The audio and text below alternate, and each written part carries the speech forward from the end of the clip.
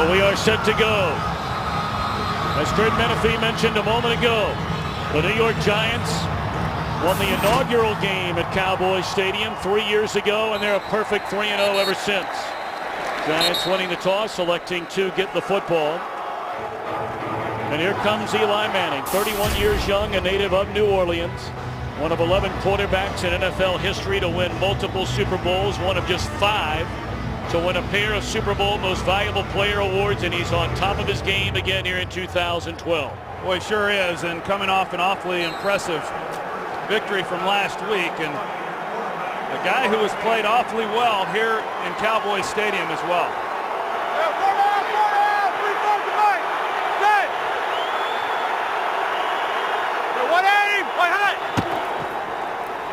Put it in the hands of Ahmad Bradshaw, and he's bottled up at the line of scrimmage. Bradshaw, 12 carries, 43 rushing yards in the victory over the Redskins last week. And of course, that was on the heels of back-to-back games where he got it nearly 60 times for over 300 yards. So clearly, the offensive line doing its job. They've done a nice job, and they've created some holes, for their running game. And as I said coming into this, the Giants were unable to run the ball in week 1, even when the Cowboys were playing coverage. And they shut down the run the same way they did on that first play. Manning has to dump it off. And a loss of a yard on the completion to the former Dallas Cowboy over the last 4 years, Marcellus Bennett. For Dallas defensively, number 4 overall in the NFL. They have Jay Ratliff back in the middle of their defense, but Dan Connor, the man on the spot today, trying to replace Sean Lee. And I don't think you do replace a guy like Sean Lee. He's their leading tackler. He had a great game against these Giants in their first meeting, and he, along with DeMarcus Ware, are really the 2 primary playmakers for this group.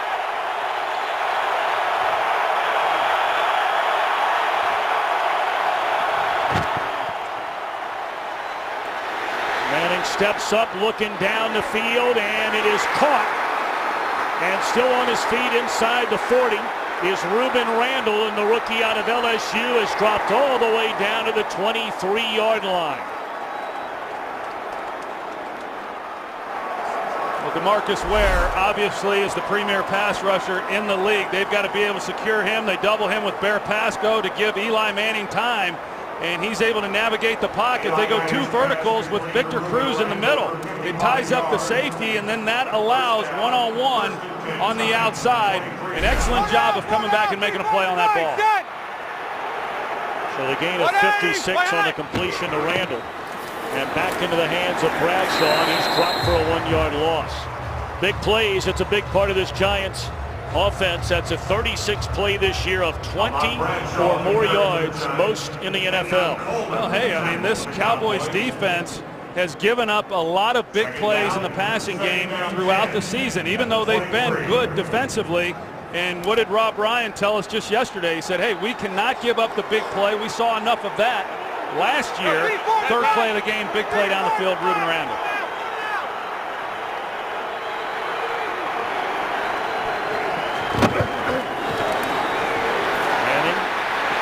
Stepping up and tries to flip it. Is that a forward pass or is that a fumble? The penalty flag comes down.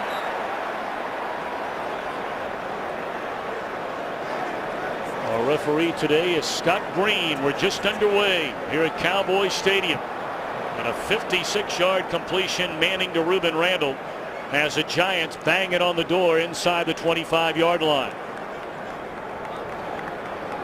We'll see what this flag is about. I couldn't tell if Eli was, I didn't think he was across the line of scrimmage. I think they'll rule that illegally as a forward touching pass. the ball by a lineman, number 76. That penalty is declined. It's an incomplete pass. 3rd down. Go back and take a look at the deep ball to Ruben Randall, and you're going to see Victor Cruz here in the middle. He ties up Gerald Sensabaugh, and then that puts Ruben Randall one-on-one on Mike Jenkins on the outside. But because Eli was able to move around within the pocket and at least give his receiver an opportunity, they then put themselves in a position here where they are on this 3rd down play. 3rd and 10.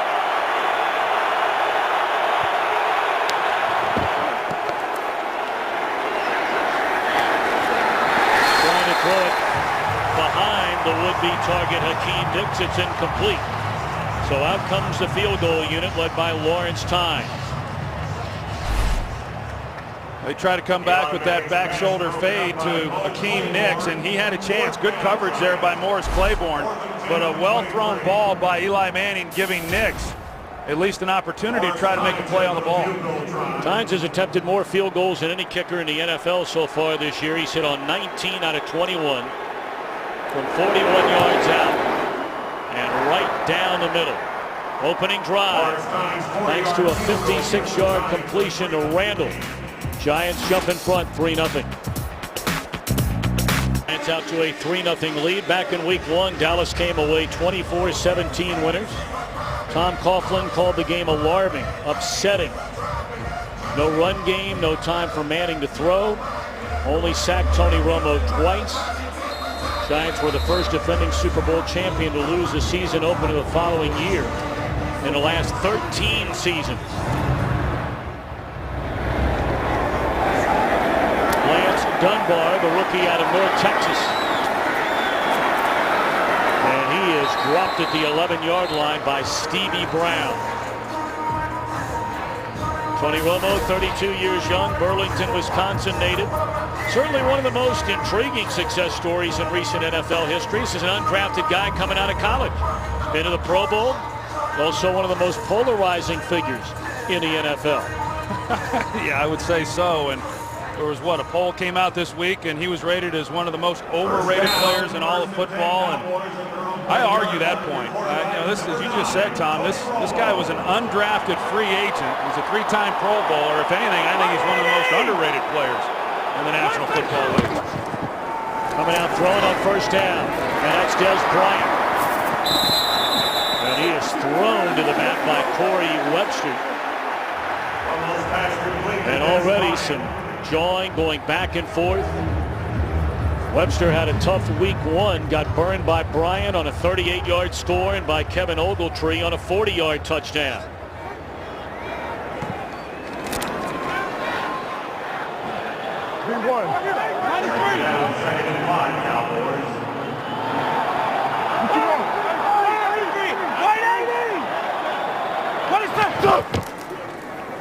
Felix Jones getting the start in place of the injured DeMarco Murray. Felix Jones on the carry. Dallas offensive line, they flip-flop tackle position. Smith and Free. Yeah, from where they were last season, Doug Free was the left tackle, and then of course Tyron Smith was playing right tackle. And as a first-round pick out of USC, you knew it was only going to be a matter of time before he made the transition to the left side. And he's been their best performer on the offensive line, but even Tyron Smith has some room for improvement. Jason Witten in motion on his 3rd and 3. Good protection. And depending on his spot. Catch is made by Miles Austin. And it looks like he has enough for a first down. He does at the 22-yard line. The Giants are 24th overall defensively. Yet they are 9th in points per game allowed. So they've gotten stingy when it matters. Well, and I think they do some of the things that good teams do and good defenses do. They do a nice job of creating takeaways, and then they're pretty good at getting off the field on 3rd down as well. Romo rolling, trying to direct the receiver to go down the field, and then once making the turn was Jones. It was thrown back behind him. Well, you saw Tony Romo. He's trying to signal then to Felix Jones to take it up the sideline. And as you're going to see as they work out here to the right, there's nobody up the field. Nobody in behind, and Romo's trying to get Felix to go vertical, knowing that he was already on the sideline. Felix Jones didn't even know where he was on the field. He ran out of bounds. See the numbers the last 5 games for Romo against these Giants. Very, very solid.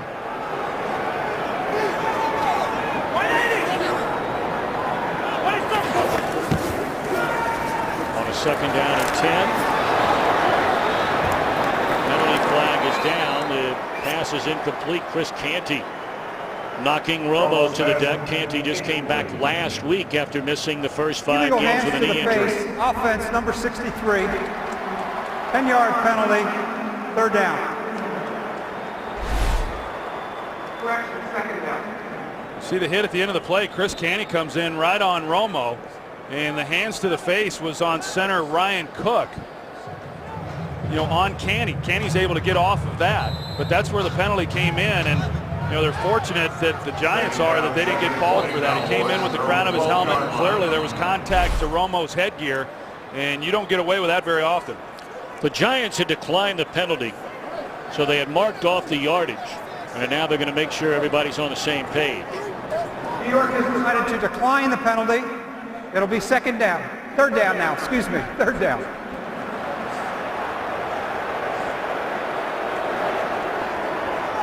$11 up, 9 down for Tom Coughlin, the 66-year-old Waterloo, New York native.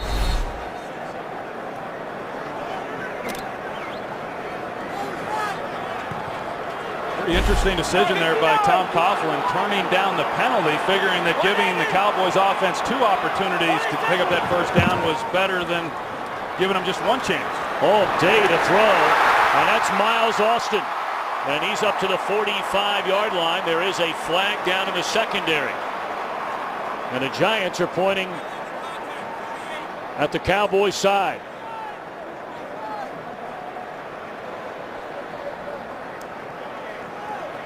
Illegal contact, defense, number 28.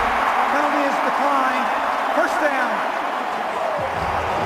Ron Hosley, the rookie out of Virginia Tech. Yeah, one-on-one there on Miles Austin and him working the slot, and you know, pretty tough duty, and whoever the defensive back is, it's going to be lined up, whether it's against Miles Austin in the slot or vice versa up against Victor Cruz for the Giants. I mean, that's an all-day affair in there trying to guard those 2 guys.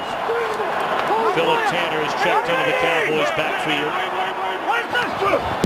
as they try to find a running game without Murray. And again, down the middle and stepping in to make the interception is Stevie Brown, replacing the injured Kenny Phillips. And how big has he been? That is his 5th takeaway this season, which is tied for most in the NFL, and an early mistake by the Dallas Cowboys. You know, and right from the start, that play didn't look good because Tony Romo comes out from center, and the play fake was not where Romo thought it was going to be. He comes out to his right, Philip Tanner goes to his left, and when Romo comes off of that, I'm sure that threw him off, and then he never located the safety in the middle of the field, Stevie Brown, and Stevie Brown comes underneath it and then makes the interception. And you know, you called it Stevie Brown now, what, 4 interceptions, and it's been more the ball finding him as opposed to him making plays on balls. The 19th takeaway by this Giants defense this season. That's second most in the league, only to Chicago. And now Manning on first down.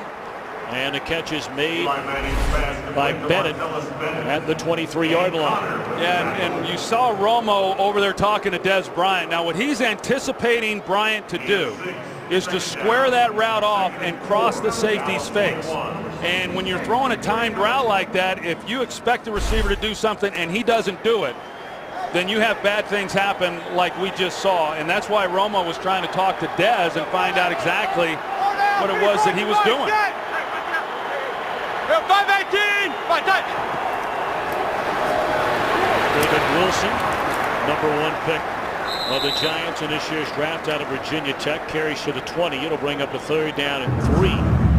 Tom, that's really about the only thing that I can figure on that play, because with a safety in the middle of the field, that guy should never not be seen. I mean, when you've got a throw like that, you know where that deep safety is. And you know, I'm sure Romo saw Stevie Brown, but Dez didn't do what he thought he was going to do, and that wouldn't be the first time if that's the case. No, in fact, we all remember that game in Chicago, or against Chicago, the last time the Cowboys played at home.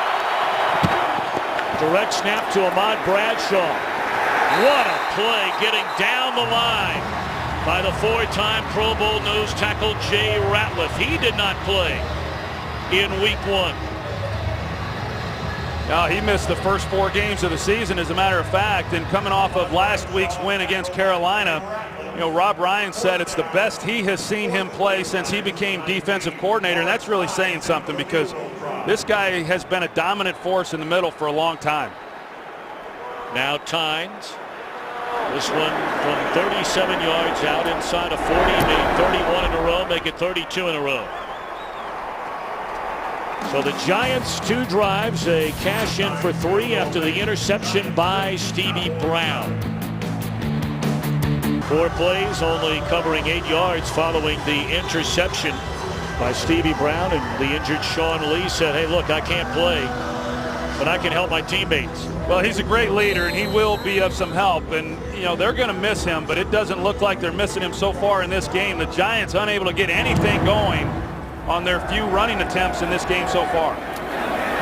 Dunbar from a yard into his own end zone, and he is dropped inside the 15. So the Cowboys trying to get it together after the early interception by Romo. Spectacular venue, Cowboys Stadium, opening up the roof, opening up the side panels on this glorious autumn Sunday afternoon. And the Giants a pair of field goals. A little more than halfway through this opening quarter.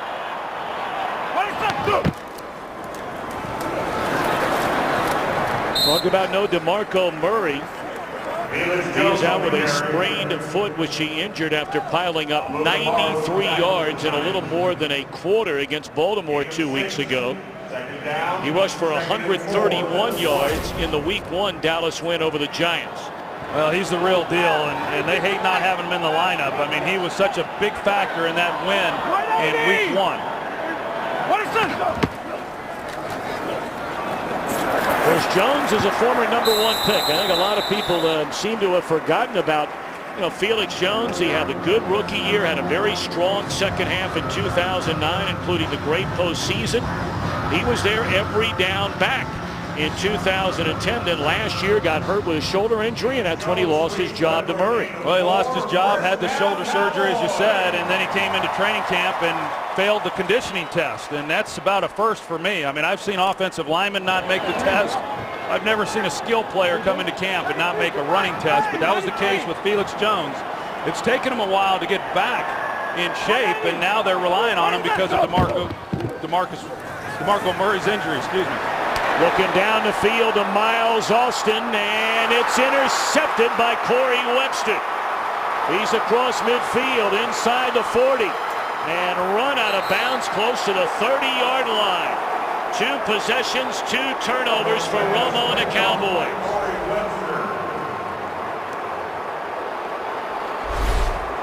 Well, it's just about going up and trying to make a play on the ball. Now this ball's thrown to the outside. Miles Austin had inside position, but Romo's got to shade it away from the safety, Stevie Brown, who already has an interception himself, and Webster's able to then go up and make a play on it and get a nice return, setting up this offense with great field position once again. First down, first and 10 Giants. 20th takeaway now by this Giants defense. Second interception of the year for Corey Webster, and the Giants right back in Dallas territory at the 31. Manning. Catches made inside the 20, again to the tight end. Last 4 years, Martellus Bennett played in the shadow of Jason Witten. And you see Tony Romo there, and that was the real concern coming into this game. What do the Giants have to do to win this game? I think they've got to be able to run the ball, and then for the Cowboys, they've got to protect the ball. Now, they have not done that. But what has helped them so far is with this offense, on the first possession, the deep ball gets them down here, then the turnover, and they've not been able to punch it in. So even though the Giants have dominated this first quarter, it's just a 6-0 ball game. Bradshaw eludes one tackle and barrels his way inside the 10 down to the 8-yard line. Bradshaw only practiced for a short time on Friday. He's been plagued his entire career with foot problems and ankle problems, and they've surfaced again this season. And DeMarcus Ware unable to get up so far for the Cowboys. So while they check on the 6-time Pro Bowler, we'll step out. Giants trying to add to a 6-0 lead. Well, DeMarcus Ware able to get up and walk to the Dallas Cowboys sideline, where he has taken a seat. We'll bring you an update on him shortly. First and goal for the Giants. Bradshaw down to the 2-yard line. Bradshaw to carry. Giants with a win today have a chance to open up some major separation inside the NFC East. Both Philadelphia and Washington losing today. Philadelphia getting blown out of the gym by the unbeaten Atlanta Falcons. Yeah, a lot of people thought that game would be different with I guess the firing of Juan Castillo and some of the changes that were made, but it was anything but. It's a big possession right here for the New York Giants.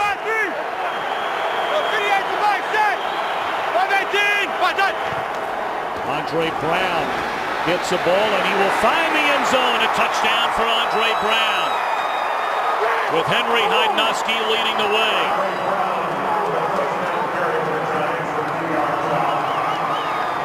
So following the second interception thrown by Romo.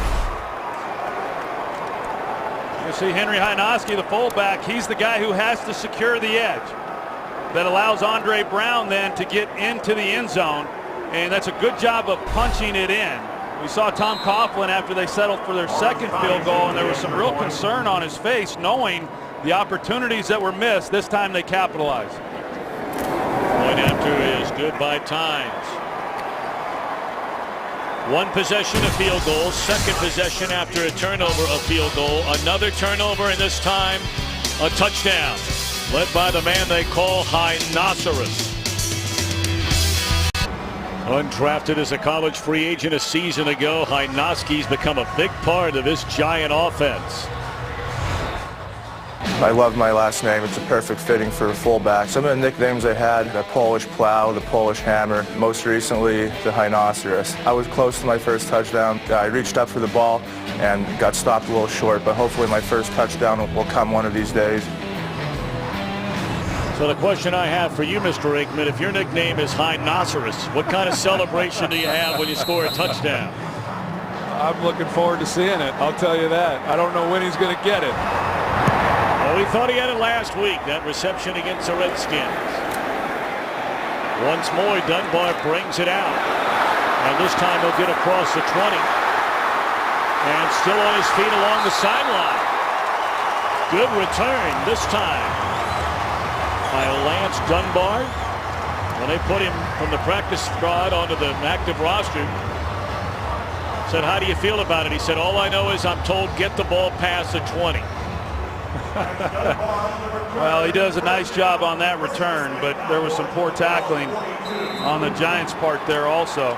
And now we'll see what the Cowboys are able to do. You know, already coming into this game, I don't want to say lacking confidence, but a little concerned about what they were doing or had been doing offensively, and this has not been a good start for them. Felix Jones, maybe back to the line of scrimmage. Jones on the carry. Michael Bowling with the tackle. Told you the Giants 20 takeaways, and take a look at the points off turnovers. 70. That's most in the NFL. On the plus side, turnover ratio, and the Cowboys going the other way.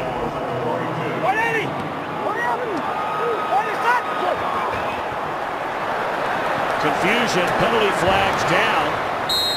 Matthias Kiwanuka was sprinting on the field as the ball was being snapped. Yeah, they were trying to get guys off the field. Kiwanuka was trying to get onto the field. You see, the flag came out, and it looked to me like the Giants were going to get called for too many men on the field. There's no foul on the play.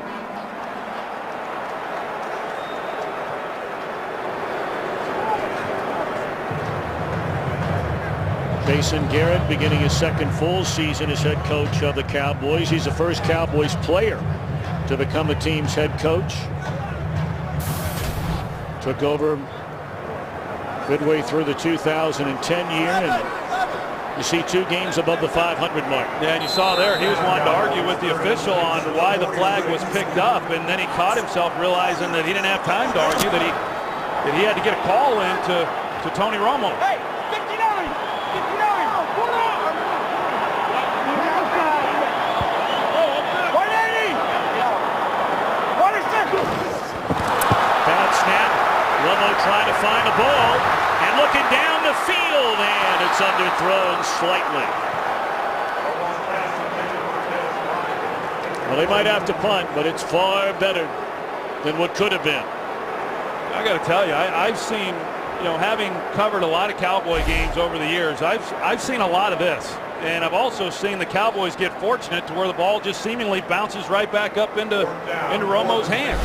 And that time he got outside the pocket. It looked like he could have kept it and got some yards running the ball, and they were almost able to make something out of it, but just a terrible snap by Ryan Cook.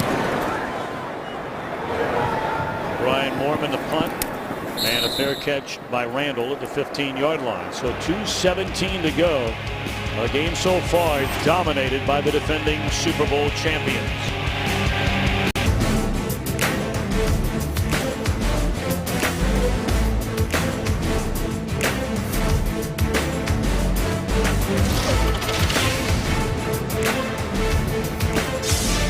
Welcome back to America's Game of the Week, right here on Fox. A pair of Tony Romo interceptions leading to 10 New York Giants points. And the Giants with a 13-0 lead, 2:17 to play in the opening quarter. Good balance offensively so far for the Giants, starting this drive from their 15. DeMarcus Ware back in there for the Cowboys, and Wilson nowhere to run. Nice play made by Bruce Carter in his second season out of North Carolina. Tore his ACL his senior year for the Tar Heels and wasn't able to play for the Cowboys till midway through last year, and now he's a starter. Yeah, he's a starter, and there's a lot expected of him, especially now with Sean Lee going down, and he's having to call the defense, and that's a lot. That's a lot of responsibility. He has been playing well. He's had a nice season. You add the responsibilities then of having to get everybody lined up, get the calls out there. We'll see how that impacts, and that was a nice play on the last one. 2nd and 11. Victor Cruz, his first catch of the afternoon. Playing a 3rd down for the Giants. What a day today on Fox. Coming up later tonight, Foxtoberfest continues. Game 4 of the World Series. And Detroit on the ropes. It'll be Matt Cain for the Giants, leading 3-0. Max Scherzer on the mound for the Tigers. That's coming up next, following the OT right here on Fox. Joe Buck, Tim McCarver and company set to bring it to you from Comerica Park.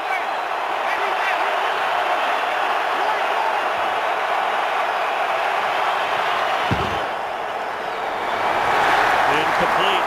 3 and out for the Giants. I think Eli had to get that ball out probably sooner than he would have liked. He got pressure immediately to his front side, and the one thing that we have seen from Eli, yeah, he's hard to sack, and the line does a pretty good job overall of protection, but he also gets it out of his hands and just won't allow himself to get sacked all that often, and that time he just had to unload it. Des Bryant waiting back at his own 40 on a punt by Weatherford. A good punt. Chasing Bryant. Has it slip through his hands and picks it up at the 20-yard line. And that's where he's wrapped up. Great coverage. The ball is loose. Is this the 3rd turnover of the opening quarter by the Dallas Cowboys? It is. Bryant took a lot of heat for a couple of punt returns last week. Catching one over his shoulder, holding the ball far out from his body, nearly fumbling there, and he does here. Well, it's just not disciplined football. He talked about it last week. It was a mistake when it happened then. He was talked to about it, said it wouldn't happen again. Happened 7 days later. He is able to get the ball back into his hands, and then you've got to secure the football. And we've seen now 2 turnovers that have been on Des Bryant. The first interception that Romo throws, a poor route on his part, and then he doesn't secure the football in a crowd on a punt return. Herzlich stripped it. Michael Coe covered it up. And yet again, 3rd time out of their 5 possessions, the Giants start in Dallas territory.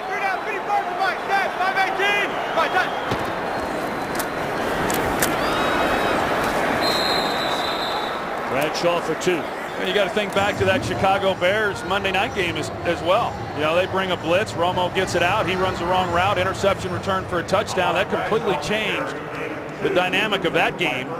And the 2 plays in this game have certainly impacted where we're at now here in this first half. And Des Bryant can be a spectacular player that makes big plays, but I don't know of any player in this league that can do the things that he has done to hurt your football team and stay in the game.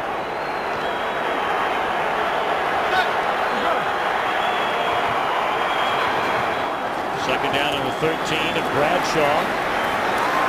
Back to the line of scrimmage. That's the way we will tie a ribbon around this opening quarter.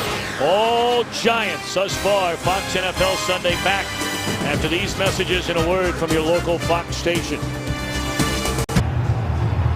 Hard to imagine the Cowboys could play an uglier quarter.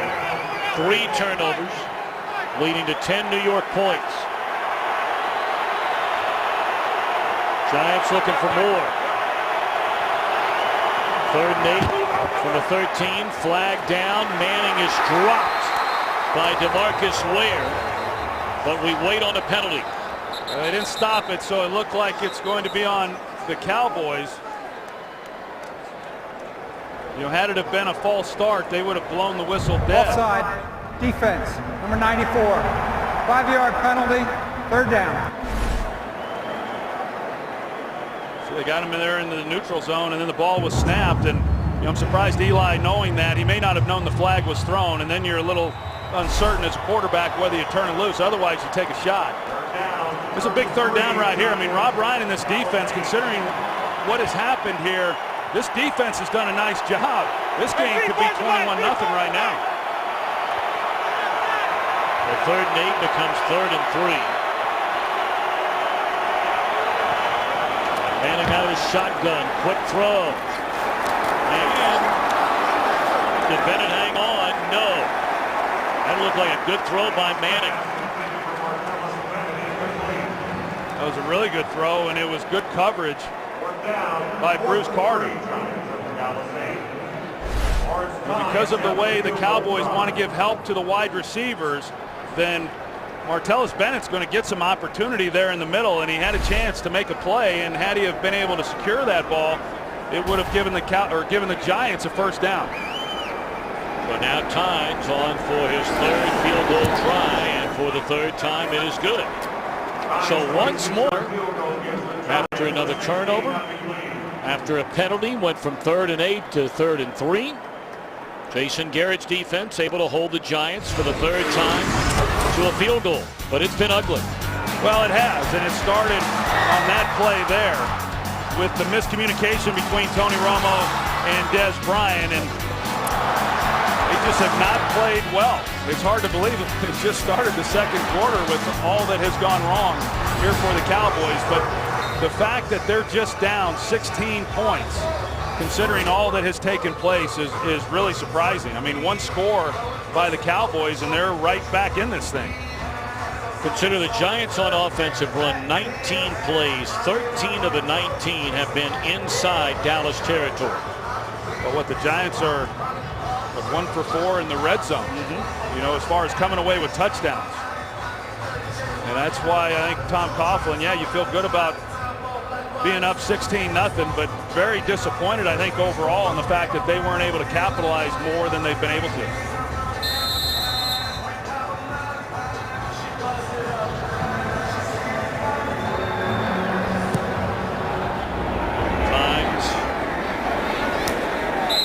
Will drive Dunbar back through the end zone.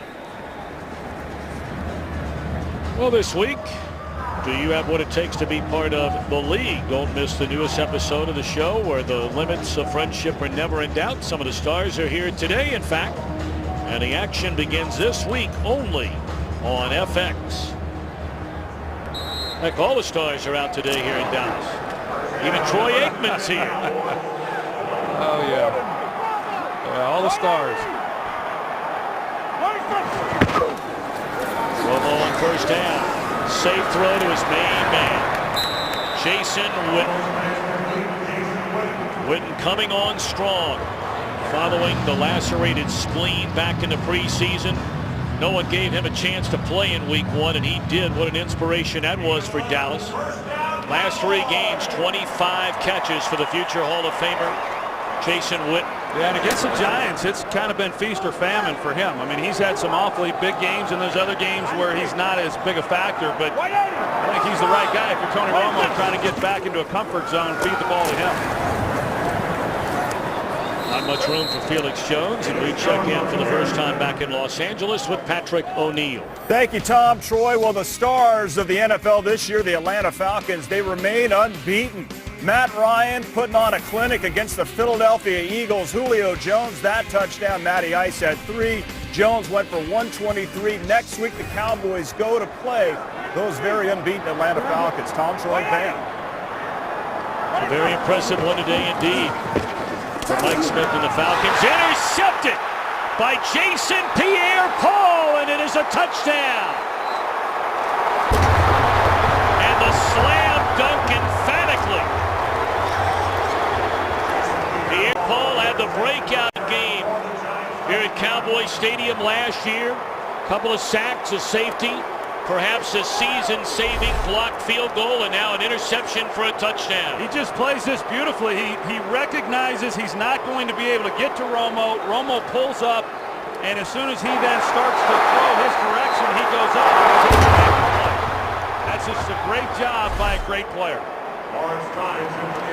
Pierre-Paul was asked about the blocked field goal last year. That was a field goal attempt where Dallas was trying to tie the game.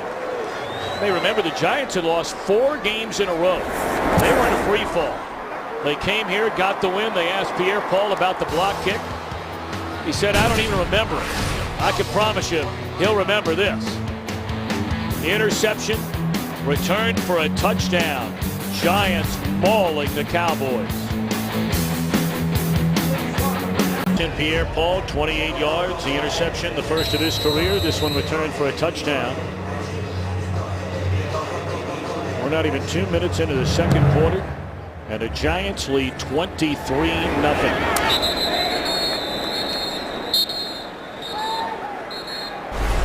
Well, you go back and take a look at this play. Chris Canty, first of all, he got some pressure on Romo inside, but that's just a heads-up play by a really smart football player, recognizing he can't get there. And then as soon as Romo turned to throw, he just backed up, jumped up, and made the play. And there's the hit by Canty that came in late. Not much of a bearing really on the throw because that's where Romo was going with it. But as a quarterback, you don't anticipate that a guy like that is going to intercept the pass.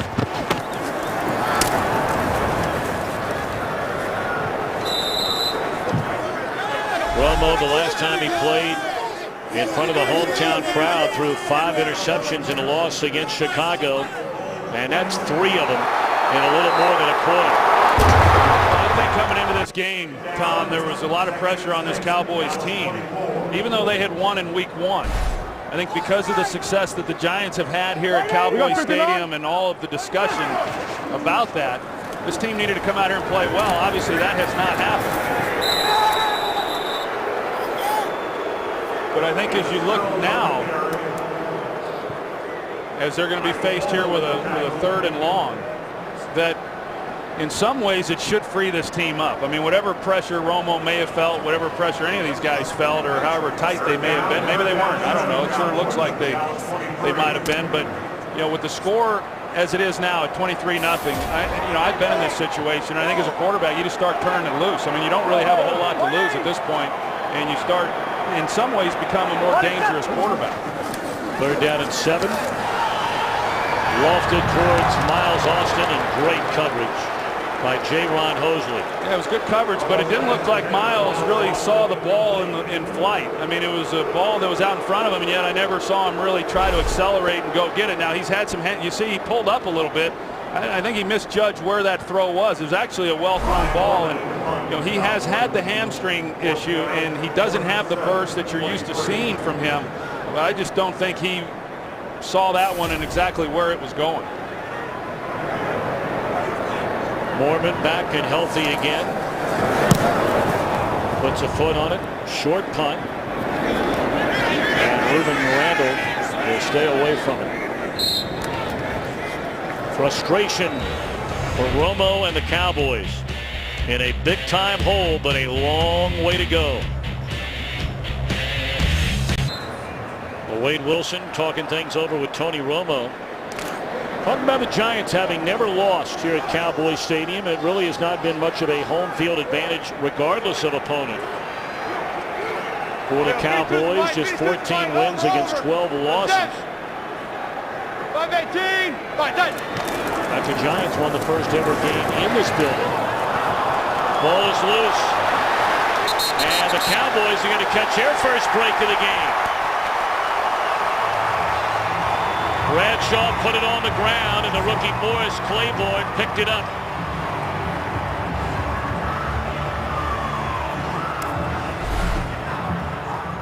Ahmad Bradshaw, take a look and see what happens, and he's got it secured, but in against his belly, and it gets knocked out. And we've seen that a time or two from Ahmad Bradshaw. So we'll see if the Cowboys can take advantage of the turnover, and it's Dan Connor, the injured Cowboy. Still tending to Dan Connor. Just came over as a free agent from Carolina, former third-round pick of the Panthers. Getting playing time due to the injury to Sean Lee.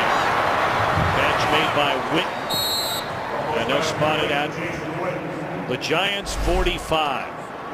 You see Dan Connor come in with his helmet right there, and you know that was the impact that at least put him on the field or down on the field. And it didn't look to be like there was a lot of contact there with Bradshaw for the ball to come out. Kenyon Coleman was the one that was there, but it wasn't a vicious strip of any kind. 180.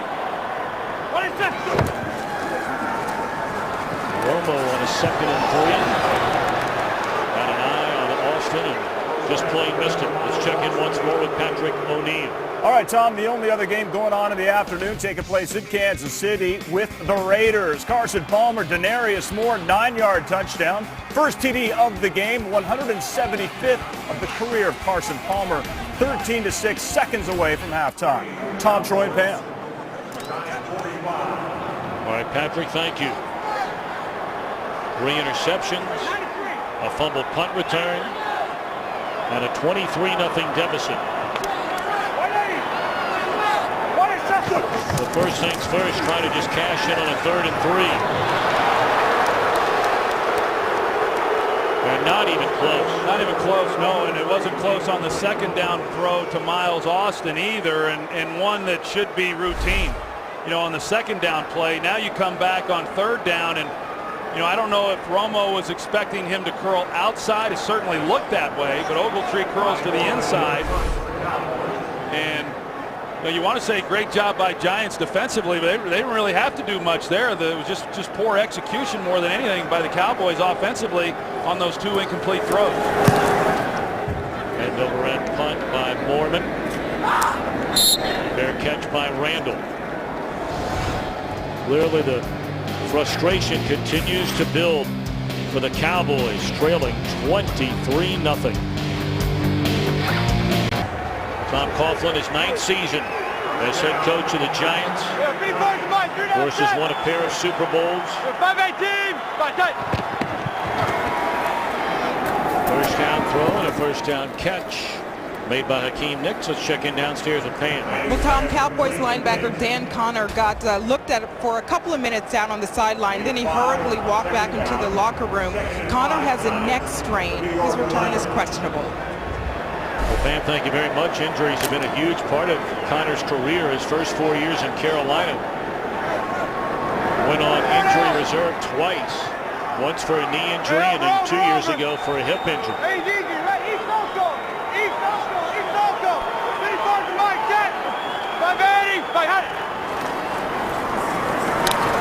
Andre Brown, a first down run, and he's up to the 25-yard line. You know, the Cowboys try to disguise what they're doing within the secondary and whether or not they're going to have run support up there, and they showed that they were going to have extra run defenders in the box. And Eli Manning then checks, and he's always right. He was right in the first game, and they ran the ball throughout that game against a 7-man front, which is very conducive to running the ball. They just didn't run it very well. And so far in this game, whatever the Cowboys are doing, Eli knows it, and they're not confusing him at all. Manning flushed out of the pocket, looking down the field, delivers a strike but then batted away by Danny McCray. Looked like it was momentarily in the hands of Nix. McCray starting now his 5th straight game for the injured starting strong safety Barry Church. Yeah, they've had, we've talked about some of the injuries the Cowboys have had. Barry Church is out for the rest of the season. Of course, Sean Lee, and now, of course, Dan Connor, and they've had other guys who have been in and out of the lineup, Jay Ratliff. But I'll tell you, the last team that wants to hear about it is the New York Giants. I mean, think back to last year, even this year. I mean, they've overcome a lot of guys who have gone down, and you don't get any sympathy in this league. Back into the hands of Andre Brown. Hard running up across the 30. Brown, one of the most amazing stories in all of football. He's only 25 years young. Originally a 4th-round draft pick by the Giants, was waived a year later, beginning a journey of 4 different teams, cutting him 8 times over the next year and a half, re-signed by the Giants, cut again, practice squad, active, and now a big part of their offense. He's run well when he's gotten his opportunities. The concern with him is in pass protection. Rolling on 3rd down. Outstanding defensive play by Orlando Scandrick, and the Giants will punt. Well, Orlando Scandrick he's an awfully good 3rd corner in covering that slot guy. And I said it last week, I think Victor Cruz is the best there is in football, when he's lined up inside. But Orlando Scandrick will give him a run for his money. That's a pretty good matchup for both teams, really, and a good job on 3rd down, being able to get off the field. Well, are we seeing the first of a number of changes made by Jason Garrett? Not Des Bryant waiting on the punt this time. Cole Beasley will handle that one well out of bounds. So if you're standing on the Dallas sideline, boy, you are searching for answers, and you're searching for answers right quick. You've turned the ball over, Troy, already 4 times in the game. You're not out of the game. It's 23-0, but you better get it going pretty soon. Well, I think they're going to have to. If they're going to get back into this game, they've got to start having some success. And what we've seen from Tony is a guy who's not really on right now. And there's been some miscues that have happened. I'm not suggesting that they're all Tony's fault. Some of them are the wide receivers as well. But if they don't get something going here, you wonder if Jason Garrett is going to think that maybe they should go to Kyle Orton, at least for this game. Romo finds Witten the ultimate security blanket. Seems like he's the only receiver where when you throw to him, good things have happened here today. Yeah, well, I think that he's the one guy that Tony Romo clearly has confidence in, and he has that with Miles Austin as well. But Miles isn't at full strength. We've seen that, and the position's hard to play. Let's be honest. But when you're less than confident in where guys are going to be. And that seems to be the case with Des Bryant, and it seems to be the case on that last 3rd down throw with Kevin Ogletree. Although Ogletree was pretty good in week 1. Nice throw, nice catch in traffic made by Austin.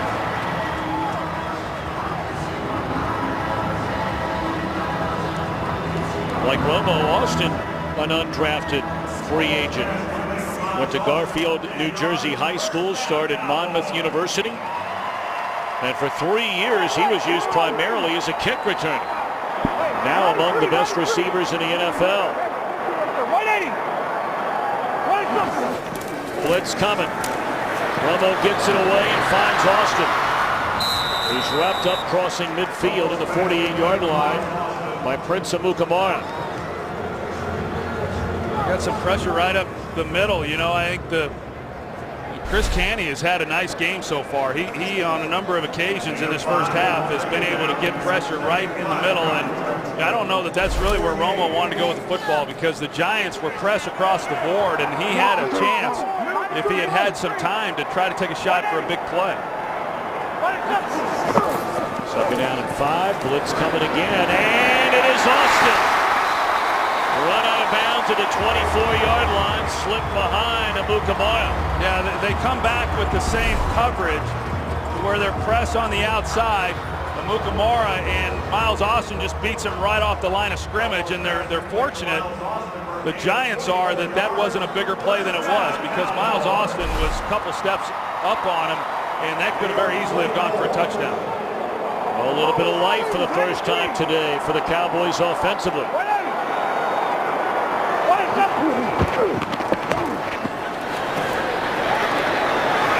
to Austin once more, and it's overthrown. Dangerous indeed, because closing fast was Stevie Brown. Oh, Stevie Brown, he's had a nice season since coming in for Kenny Phillips. Of course, he had the interception in this game. We talked about what he's done in some of these other games, and Kenny Phillips, former first-round pick, he might have a hard time getting his job back when he's healthy. Well, for Brown, that is now interceptions in three of his last 4 games.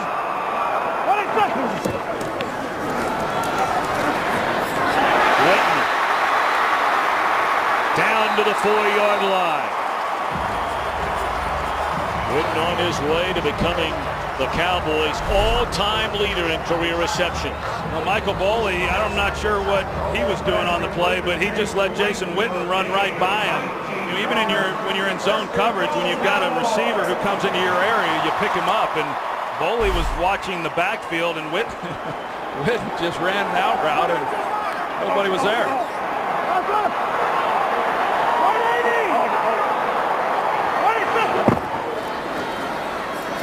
Jump ball, no chance. Well, this is the drive that the Cowboys needed, clearly. They now have put together some positive plays. They've gotten some completions. Tony's got to feel better about that, and now it's a matter of whether or not they can punch it in and come away with a touchdown, and something that they've had a hard time doing. They were 0 for 3 last week in the red zone. Overall, they're near the bottom of the league, and that's been a problem for them.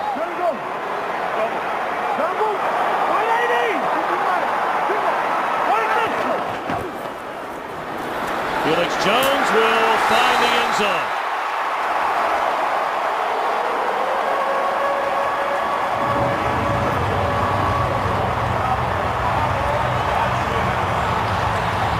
The Cowboys do a good job with this, and Tony Romo really sells pass, and because he holds it as long as he does, it gets linebackers and everybody running out. You're going to see Stevie Brown here and the impact that this play action has on him.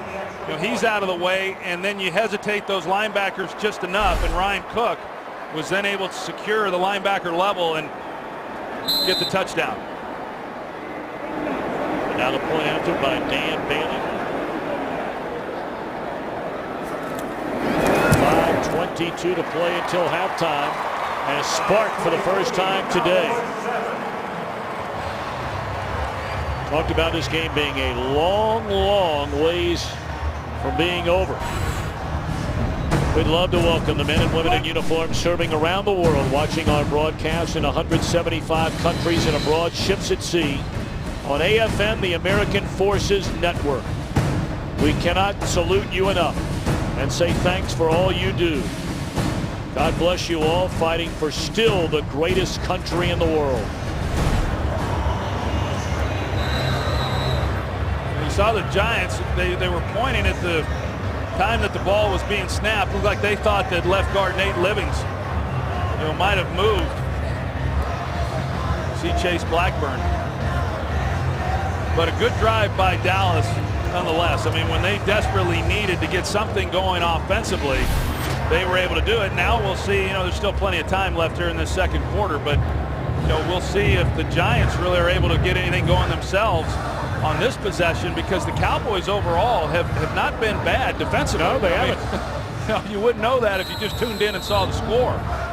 But it's really been due to all the turnovers.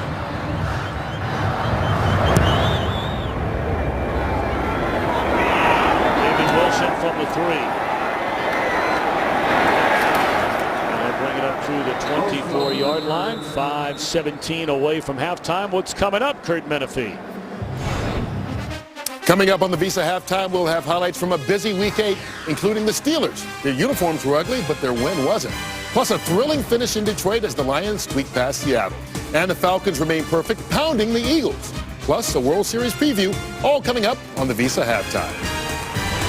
All righty, Kurt, some of the headliners from games earlier today. Matt Ryan and the Falcons remain unbeaten. Look at those numbers by Ryan.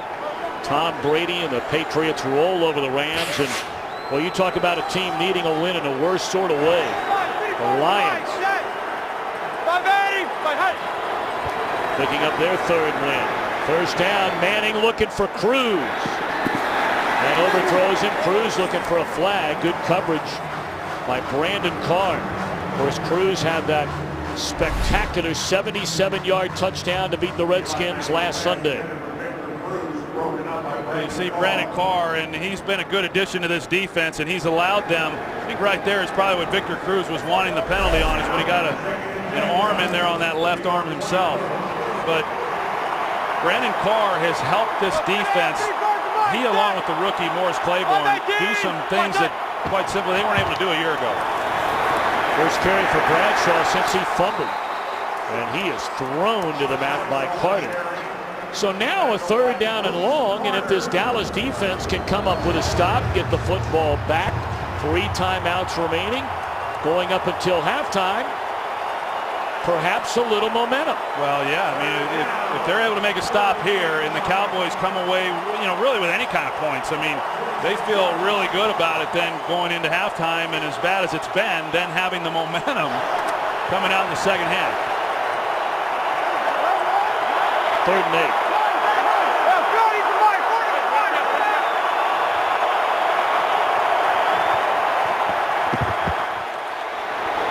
But Cruz is wide open in the middle of the field, and that is a 1st down to the 43.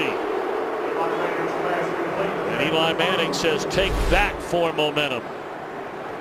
Victor Cruz, he releases off the ball. It looked like Danny McCray might have been the guy who was responsible for being in there to make a play on that. But, in visiting with Rob Ryan the other day, I asked him, am I crazy, or, shouldn't the defense on 3rd down be getting hands on Victor Cruz?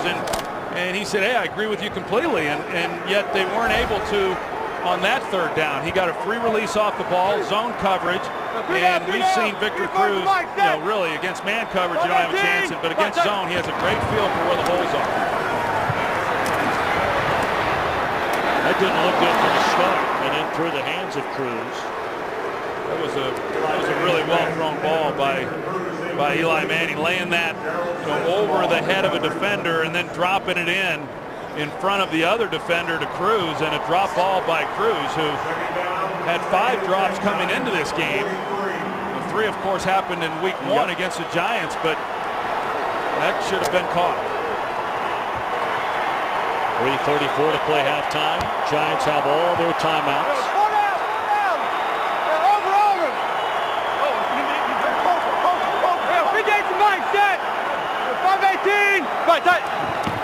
Blitz coming. Put it in the hands of Nix. And he is wrapped up at the 47-yard line. It brings up another 3rd down for the Giants. Nix continuing to get healthier and healthier. He had a broken foot during the offseason, and once he got back, he injured his knee, missed 3 games. Has not had more than 53 yards receiving since his return, but he said he's feeling better. He has gotten better. I mean, he's still not at 100%, but certainly better than where he was a few weeks ago.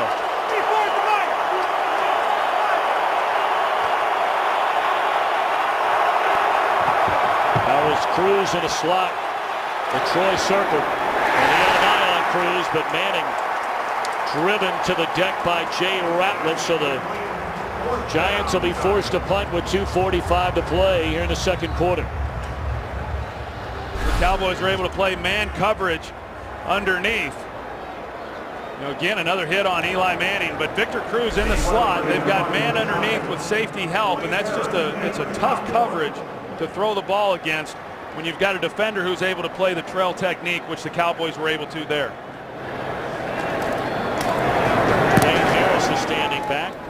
Already had a punt. Return fumble by Des Bryant.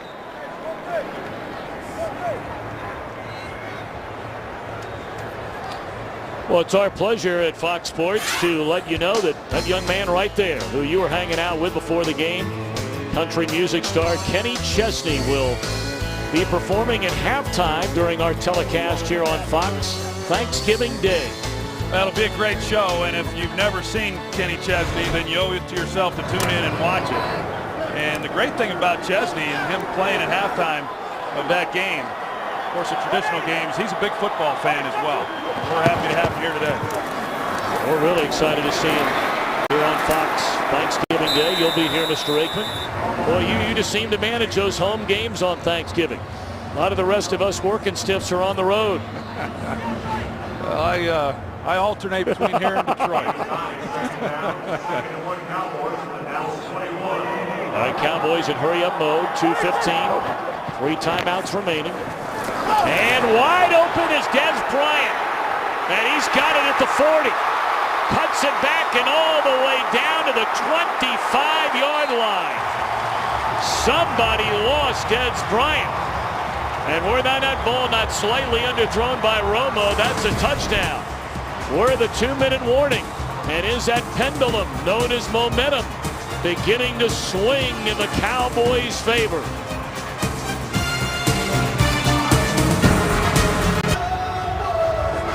$55-yard reception, Romo to Des Bryant.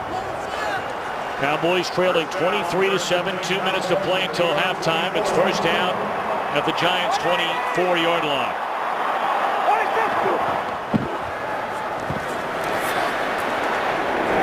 Play out a wide open Jason Witten at the 5-yard line, and again Romo has to get up after a big hit from Canty. Watch these two guys right here. You're going to see Corey Webster's on the outside, and he plays it as though he expects to have safety help. And if he were to get help, that would have been Antrell Roll. But as best I can tell, Tom, it looked to me like it was a broken coverage by Corey Webster, and he misunderstood what the coverage was.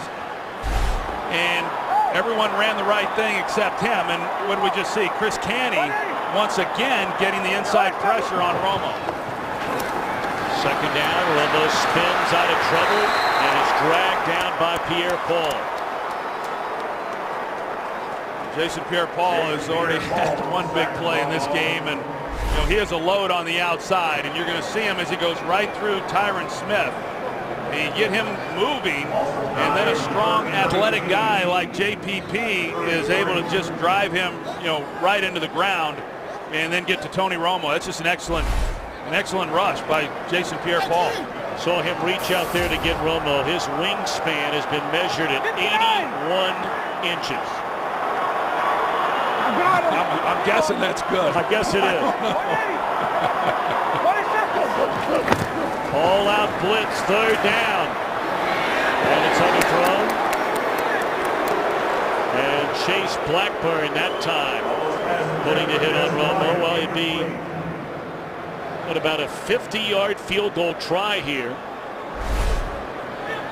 You see Philip Tanner, and you got to go get that guy, and he tries to go low, and that's why Chase Blackburn was able to make the play, and that's what you worry about with a young back. I mean, everybody just talks about their ability to run the football, but a big part of that is also in pass protection. Romo's been banged around a little bit here in this first half.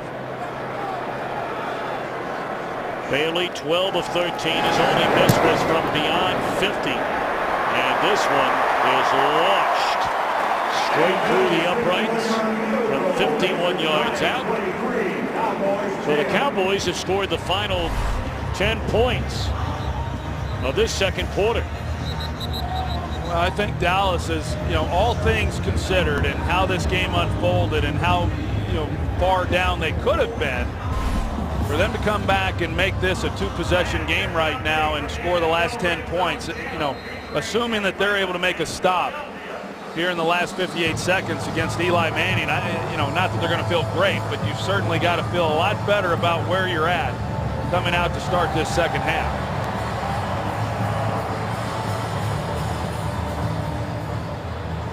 Well, you can read Des Bryant's lips 3 times.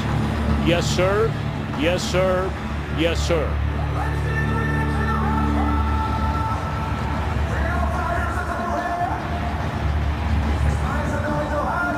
.58 ticks remain until halftime. Cowboys turned it over 4 times in the first 18 minutes of this game.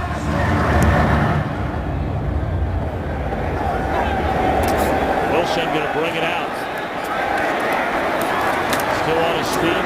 Big collision at the 20.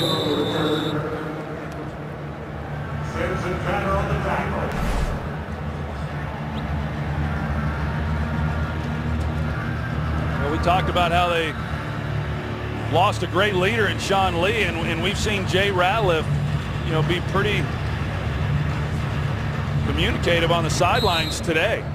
You know, whether it's him talking with Tony Romo or trying to get the defense fired up, but you know, somebody obviously has to step into the shoes and that void of Sean Lee's. Well, it looks like Eli and the Giants, with all 3 timeouts remaining, are going to try and put some points up on the board, but DeMarcus Ware will have no part of that. Clock continuing to run. Look, if you're Dallas, why wouldn't you call a timeout right here? I mean, granted, it's only 45 seconds left. The timeout now, and I thought it would have been called a little bit sooner. But yeah, you're right. I mean, to get a good stop there on first down, I'm sure the Giants would be very content. You know, I'm surprised they were coming out and trying to do too much, do something conservative. I think it was smart then on Eli Manning's part, not forcing anything or not throwing an incompletion. But I think after that first down play, they would have been very content just going in with a 13-point lead. Instead, it was Tom Coughlin who called the timeout. Don't forget, coming up, it'll be the Visa halftime report. Kurt, Terry, Howie, Michael, and Jimmy will be along with scores and highlights. That will be coming your way momentarily. Tom Coughlin last year, 65 years young, the oldest head coach to ever win a Super Bowl. 55 to Mike.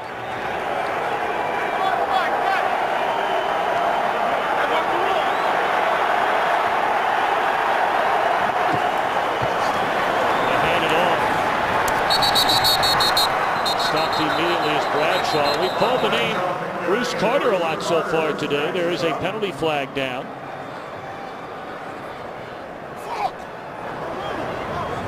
Offside. Defense, number 94. 5-yard penalty. Second down. Second time they've got Ware. Well, you mentioned Bruce Carter, and he really has had a nice first half. He's been very active, and Rob Ryan feels like he's further ahead at this stage of his career than Sean Lee was at his. And so I don't know that he's going to continue to progress the way Sean Lee did, but that's a pretty good compliment there.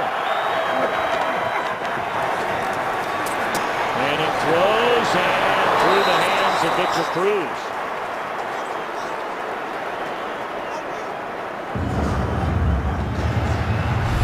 I was talking about a little bit earlier, and Eli's ability to recognize the pressure and get the ball out, you know, just before he's going to absorb the hit, and usually he throws the ball pretty accurately when he does those things. I mean, that was good coverage there by Orlando Scandrick, and a ball that was perfectly placed on the sideline. It looked to me like a ball that Victor Cruz should have been able to make a play on. So now third down. Cowboys show blitz. They're going to hand it off to Bradshaw. And he is stopped. 30 seconds left, and now the Cowboys are going to call timeout. Or are they? Yes. 30-second timeout.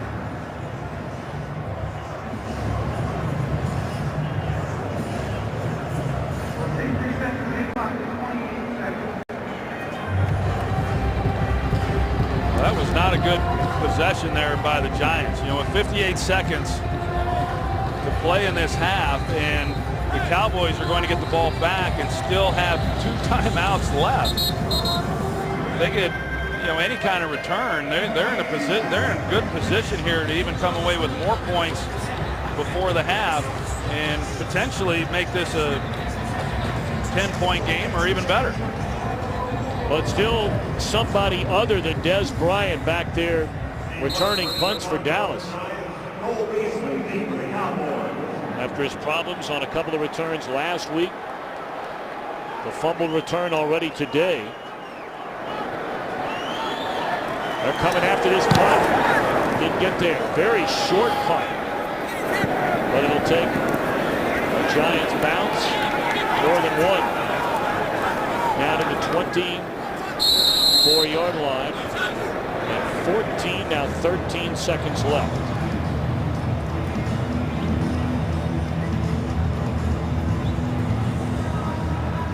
Romo, 3 interceptions.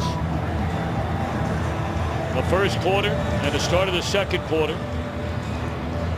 For the last 2 drives, a touchdown, a field goal, to give yourself a little bit of hope looking ahead to the second half. They're just going to take a knee.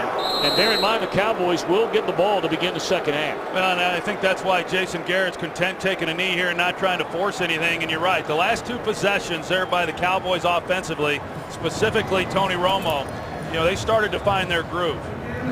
Halftime score 23-10 Giants. Stay tuned for the Visa halftime report coming up after these messages and a word from your local Fox station.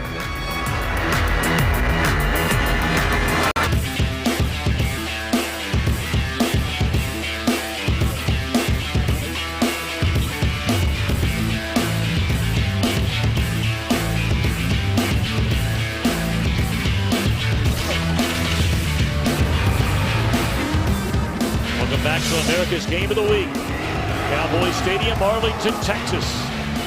Giants jumped in front thanks to 4 Dallas turnovers, 23-0.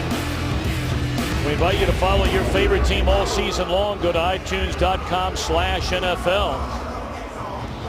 The Cowboys score the final 10 points in the second quarter.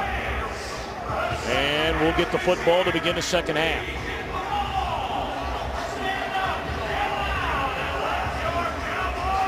Giants lost a season opener to this Dallas team 24-17. They have won 5 of 6 since. Their only loss, a chance to win it at the end, losing in Philadelphia. And a win today, and not only they remaining atop the NFC East, but they would really be in the driver's seat with a very rough schedule looking to the back half of this 2012 season.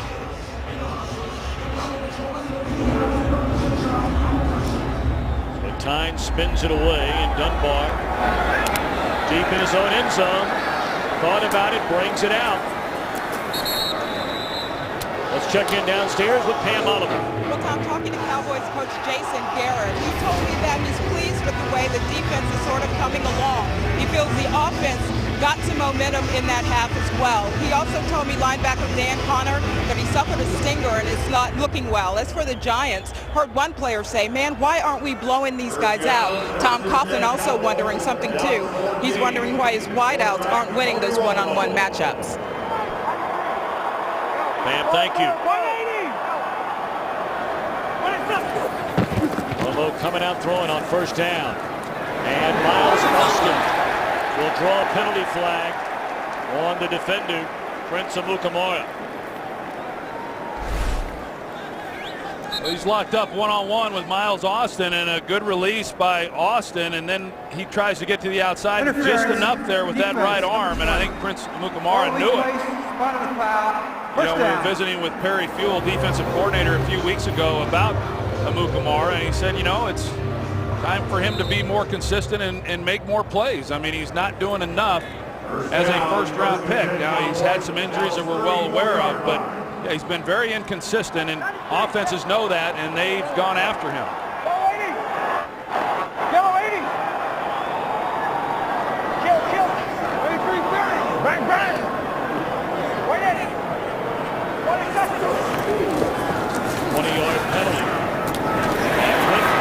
For a gain of 8.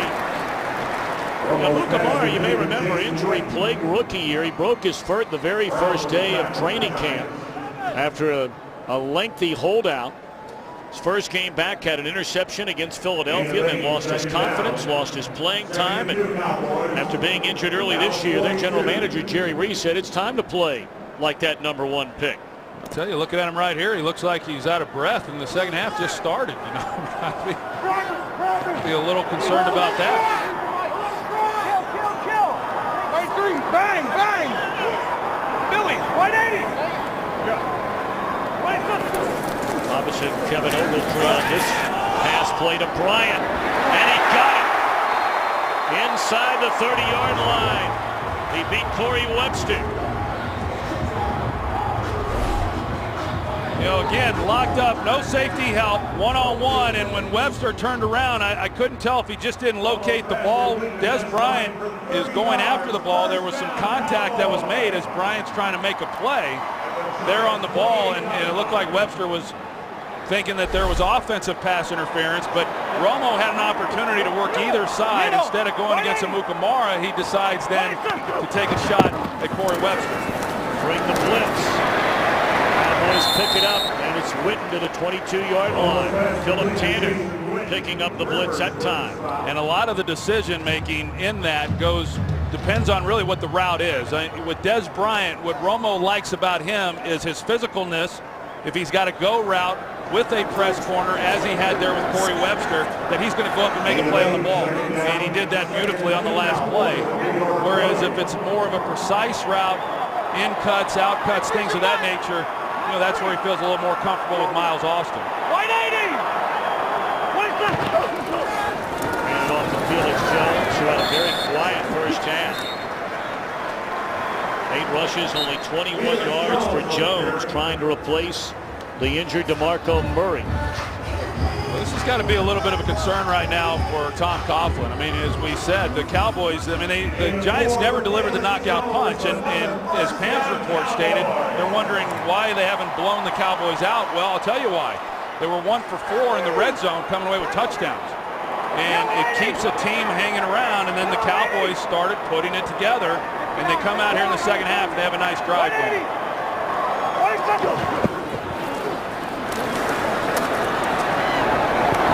Incomplete. Almost pass intended for Jason Witten, complete in the end zone. Second down, 2nd and 10. Jason Pierre-Paul again all over Romo. That used to be a penalty there. You come around the helmet at all on a quarterback, and that would be called. But now it's got to be considered a forcible blow to the head, and clearly that was not. 180!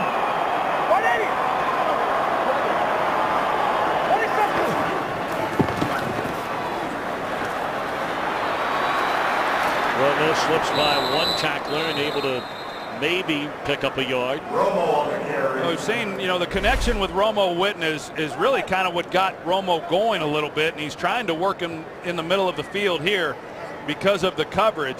And this time, Witten's done a nice job of getting open and giving Romo somewhere to go with the ball. And that time, pretty good coverage.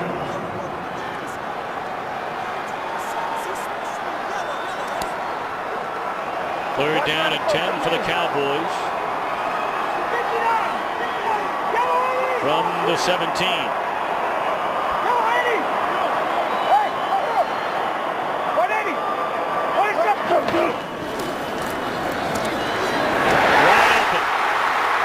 Miles Austin, and he spins close to the goal line. And denied the touchdown is Austin, but it's 1st and goal, Dallas.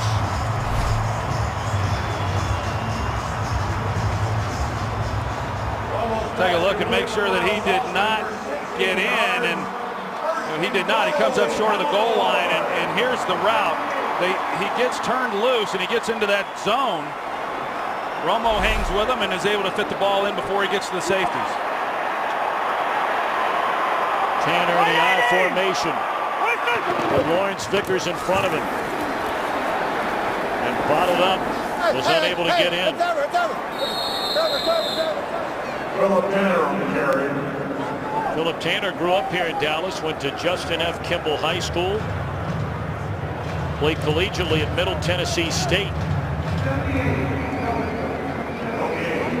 This will be the 9th play of his Dallas drive to begin the second half. And without DeMarco Murray, fell behind big to tuck in the Giants, and now a yard away. And a point after away from making it a 6-point spread. Denied the touchdown once more as Tanner. Blackburn able to stop it. This is a big third down play here. Yeah, I can't help but think back to that Week 1 game when the Giants got the turnover, the interception by Boley, and they got it inside the 5-yard line, got it down to the 1-yard line, and had 3 downs to get it in, and they couldn't. I thought that was a turning point in the game. This could very well be, if the Cowboys are unable to come away with a touchdown right here, it'd be very demoralizing for this offense. They're going to throw it this time. And too tall for James Hanna. Well. Jason Garrett is thinking it over.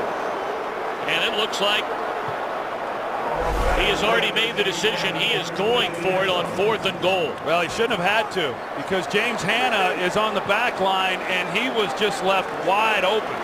And Romo saw him. Initially, it didn't look like Romo was going to spot him, but then he did, and he just was unable to deliver an accurate pass. Cowboys 3 of 5 on 4th downs this season. They've converted their last 3. And Felix Jones in the backfield. Romo rolling to the end zone.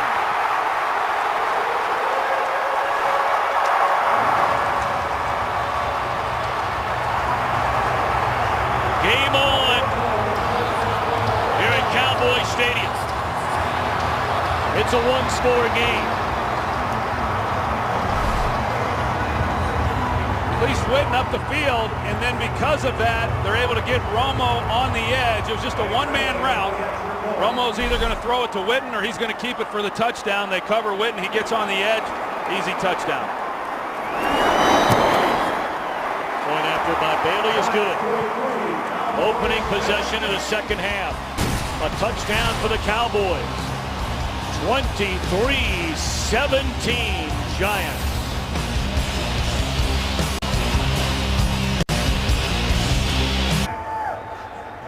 David Wilson staring right into that sunshine.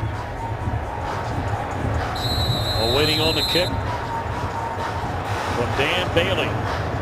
23-17 Giants get the ball for the first time here in the second half. Wilson up to the 22-yard line. The Cowboys celebrating the touchdown, getting back in this game. Eli and the Giants hoping to stretch it out. 11 plays, 86 yards. 20-yard penalty helped it. A 30-yard pass play to Des Bryant did as well. But the Giants, first possession here in the third quarter, and wrapped up after a gain of a yard by Anthony Spencer is Ahmad Bradshaw. I talked about it coming into this game, Tom, that I really believe that for the Giants, now it's even more accurate, that if they're going to win this game, they really have to get more out of the running game than they've had. They've had 2 good runs in this game. A 14-yarder by Andre Brown and a 12-yarder by Ahmad Bradshaw in the first half. Other than that, they have done nothing on the ground, and the Cowboys, like they did week 1, have completely shut the running game down and have still played coverage in doing that. Broken up. Ernie Sims, they just signed him this week. Former #1 pick out of Florida State by the Lions. Spent 4 years there, a year in Philly, a year in Indy. He's gotten a lot of snaps today. He has gotten a lot of snaps, and Rob Ryan said he was going to. And so now this is a pretty important third down for the Giants. I mean, with the momentum that the Cowboys have had coming out of the first half to start this second half, 17 unanswered points. Right now, the Giants need to do something. Only 2 out of 9 on third down.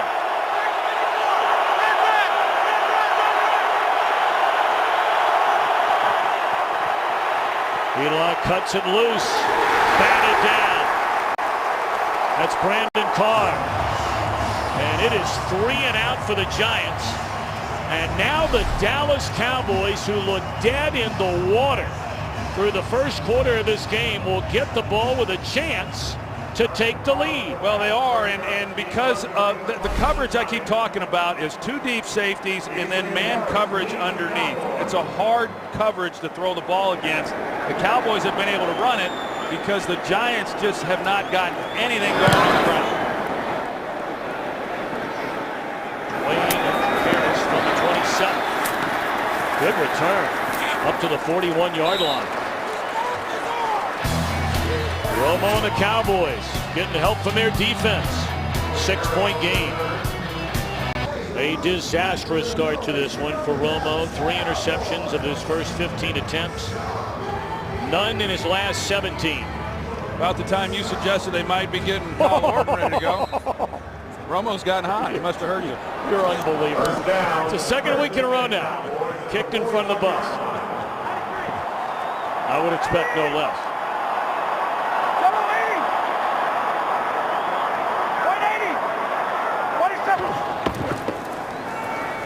fake. Back up tight end John Phillips, and that's a gain of 8. You know, I joke about it, Tom, but you know this team's going to go as Tony Romo goes, and they're in the early going. He was not going anywhere, and that's why I wondered, you know, what they were thinking. Not certainly suggesting it's something that they should do, but he's gotten very hot here, as we saw by those numbers, and even the body language by everybody when they took the field when we were at commercial timeout. You look at these guys. I mean, they're ready to go. I mean, it's amazing, and I've always said it, how quickly you can regain confidence, and right now this Cowboys unit has it.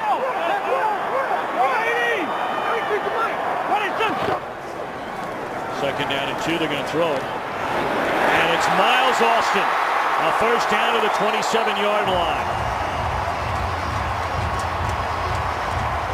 You know, they play zone coverage, and we've seen him get into this zone already a couple times today. And once you get past that initial coverage, you get into the seam, and the only guy that can make a play on that then is the safety. And you know, if you see that then as the quarterback and you drive the ball in, it's a hard route to defense, and they've been wearing that out.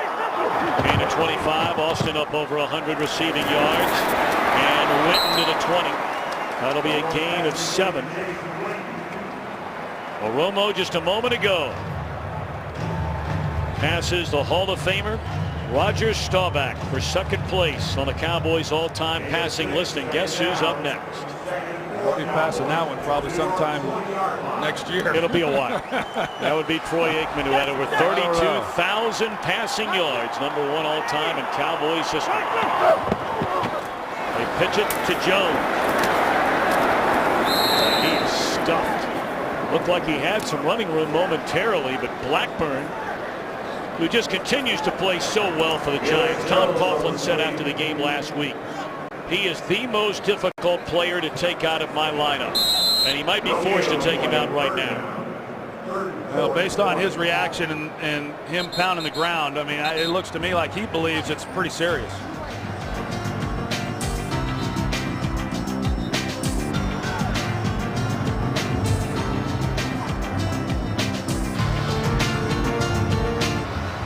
Chase Blackburn walking along the Giants sideline.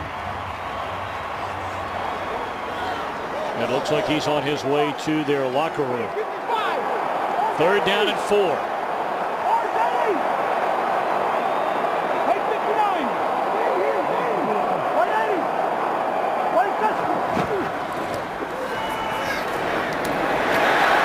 First down reception made by Witten at the 15. They try to give help on the outside to those receivers, Miles Austin and Des Bryant, and so you then have one-on-one with Jason Witten, and that was a concern coming in. You know, for Perry Fuel, how do we handle him? And Michael Boley was on him that time. They try to mix it up a little bit, but that's a pretty good matchup for the Cowboys. Witten, as you talked about earlier, I mean, he's one of the all-time greats at that position.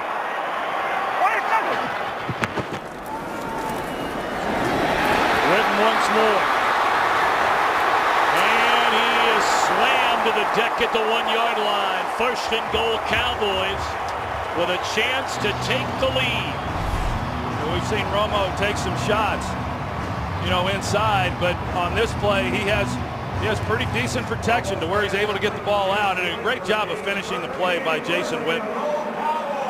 Boy, you look at the demeanor. I mean, in the first half, it was the Cowboys who were kind of walking around, and now it's the Giants. Oh, dangerous there. Felix Jones can't get in from the 1-yard line. Of course, that was the gamble by Jason Garrett on the first drive of this second half. First down, stuffed. Second down, stuffed. Third down, open receiver. Romo missed him. But Garrett decided to go on 4th and 1, and Romo, after faking the handoff, rolled to the right, tiptoed into the end zone. Yeah, so much for being conservative.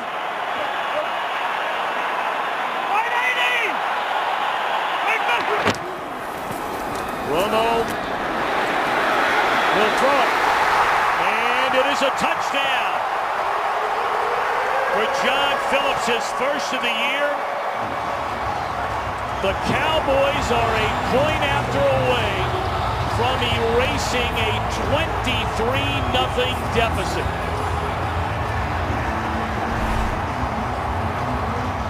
Well, when Romo comes out off the play action, it's 2-on-1. And no matter, it looked like it was Antrell Roll, I couldn't tell exactly, but no matter what he decided to do, he was going to be wrong. Either Romo's going to run it in, or if he comes off of John Phillips, he's going to throw it to him for the touchdown. I don't know about you. You didn't see this coming in the first quarter. The Cowboys have taken the lead, 24-23. Largest comeback in Dallas team history, 21 points. Most recently in '99 when they had a guy named Aikman at quarterback. Well, they have come back from 23 down here today, but a long way from wrapping this one up. And Wilson brings out the kick to the 23-yard line. And, you know, Troy, look, this place is filled with Dallas Cowboy fans, and a lot of them watching on TV right now. I don't think anybody felt, after a little more than a quarter, that this would transpire. No, I don't think anybody would have anticipated this. And I'll tell you right now, with the Giants, they better be, I mean, this may be a blowout the other way if they're not careful, because offensively, the Giants have not done anything. I mean, they really have not. They had great field position and just could not get it into the end zone, and that's why the game remained relatively close considering how much damage had been done. But they've done nothing offensively. Ahmad Bradshaw on first down, good run, and they've had very few of those today. And I mean, let's credit Rob Ryan and this defense, you know, and they came in with a chip on their shoulder. I mean, all week long, Rob Ryan heard about how the Giants just didn't perform very well in that Week 1 loss, and he was kind of offended by it, to be quite honest with you, that, you know, hey, we had something to do with that. And they came out wanting to prove it again here today. And even though the Giants were able to jump up 23-0, it was no fault of the defense. In fact, it was really a great job by the defense keeping this team in it. 180! Contact, no flag. Third down upcoming. We invite you to call Star NFL to download NFL Mobile right now and get coverage of every NFL game. And, you know, Troy, while we have a moment, there are so many watching along the eastern seaboard, and our thoughts and prayers to every one of you with Hurricane Sandy and the damage that has been inflicted, potentially more to come. Please get somewhere safe. We're thinking of all of you. Eli looking right into that sun, too. Third down, crossing pattern. First time we've called the name Dominic Hickson. And that's a first down close to midfield. Now you see how most of the field is shaded, but not where Eli Manning was standing. See, he's trying to just see what the coverage is, having a hard time. But he is able to locate Hickson in a nice design play, getting him underneath the coverage, you know, on the crossing route, and a big first down. I mean, to keep this drive alive and potentially to come away with points, but just to get something positive going offensively for them. So first down of this second half. And Bradshaw, a gain of close to 5. We'll call it 4 on first down. I remember a couple weeks ago when the Giants went in against the 49ers, really a great run defense, and they did a nice job against them and came back the following week and, you know, ran the ball well. Last week, not so well against the Redskins. And I'm sure after that fumble, Tom Coughlin's hoping that Ahmad Bradshaw starts running angry again like he did after he fumbled against Cleveland and ran for 200 yards. Yep, that was first carry of the game. 518!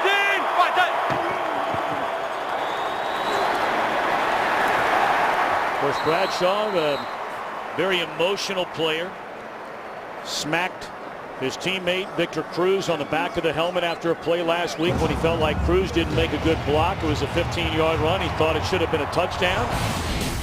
Had words with his coach, Tom Coughlin, over on the sideline. There's a head smack on Cruz. And then we saw this, saying, "Give me the ball." And Tom Coughlin said, "You get in the huddle." Yeah, he said get in the huddle, and he wanted him to keep his emotions under control. I think Coughlin would rather see that guy from last week right now. Another third down. This one 3rd and 2. Manning jarred loose and isn't intercepted. That ball popped into the air and into the arms of Danny McCray. Still waiting on a signal for sure. The officials are talking about it. What a hit by Gerald Sensabaugh on Victor Cruz. Illegal hit too. He comes in with the shoulder, just the way that they're coached up. Now the ball lands on his leg, and Tom, it doesn't look, as best we can tell, it didn't go to the ground. Nope. That's an interception. They're going to take a look at it as they do after every turnover. But it looked like it hit Sensabaugh on the backside, rolled up his leg, right into the hands of McCray. Yeah, now I think that however it was ruled on the field is probably what they would stay with, because I don't know if there's a definitive look on it or not. This is probably as good as it gets. I mean, it looked to me like he did have it, and the ball did not touch the ground. But a ball that really kind of got away from Eli a little bit, had he been able to stick it on him with the safety there in the middle of the field, driving on that throw. If Eli had been able to put it on Victor a little bit better, then he's able to protect himself after the catch. But that was going to be a hard play to make for Victor Cruz. What a hit by Sensabaugh. They do look at it. In fact, they're still looking at it. And now the referee, Scott Green, will walk to the sideline. The previous play is under review. That's not a challenge by anybody. That is a rule in the NFL this year. They did it after scoring plays last year. This year, they are reviewing every turnover play. Well, I think that's smart that they do that, so you don't have to burn a challenge in order to review, when there is a change of possession. And they're going to do everything they can to make sure they get this one right. I mean, the Giants had started to get some momentum going. They picked up a first down. That would have been a first down as well. And pretty good job there by McCray. One, securing the ball with the interception, but then getting up and getting yardage off of it. Now, I think that's something worth looking at, too. If there's contact when he's on the ground, then the ball comes back. Well, he was already on his feet, it appeared, by the time Cruz touched him, and that was a 22-yard return.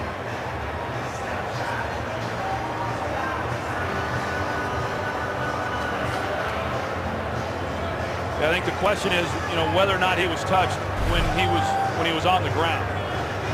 And that's probably what they're reviewing. I don't think there's enough there to overturn anything. But we'll take a look and see if there was contact made with Cruz at the time that he secures the ball. And Cruz's right leg might have got him while he was still on the ground.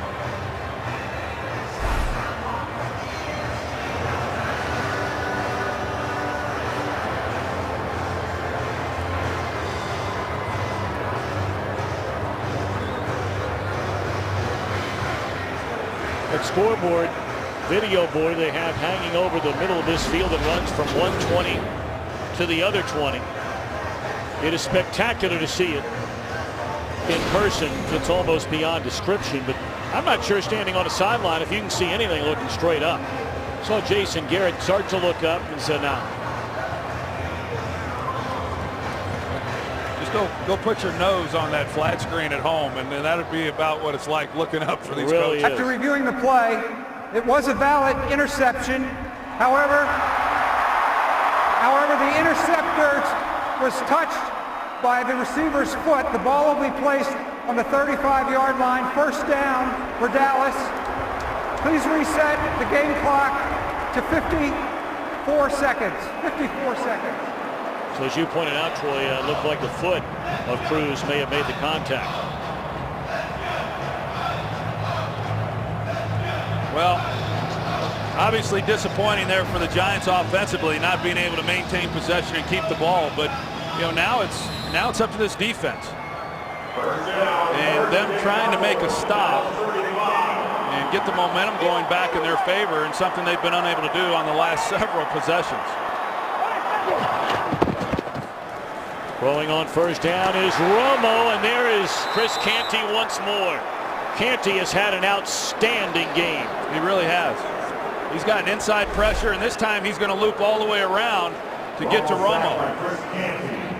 See the move that he makes there, and they bring Jason Pierre-Paul inside, but Chris Canty, who was inactive for the early part of this season, he was put on the PUP list, but he just came back a couple weeks ago, and he's had a nice game. Now, he started his career here with Dallas, and so I'm sure he's pretty incentivized to come out here and play well in Dallas. That's been his first 4 years here with the Cowboys as a starter. It's a loss of 12. Blitz coming again, and Romo just does get it away. Huge pressure. First time we've called the name Justin Tucker the entire afternoon. Yeah, Romo, he's trying to, trying to get a call on Felix Jones, saying that Michael Boley, who read it beautifully, he comes through and then he tackles. There was clearly contact made on the screen. It was behind the line of scrimmage. You're going to see as Felix Jones is trying to make a catch here, Boley comes in and just took him out. Third down, first and 22 Cowboys, 43. Need to get to the 45-yard line for a first down. Tuck, who got his first sack last week against the Redskins.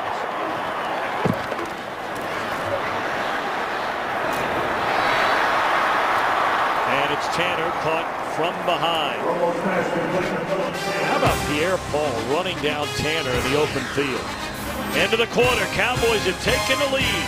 We'll return after these messages and a word from your local Fox station.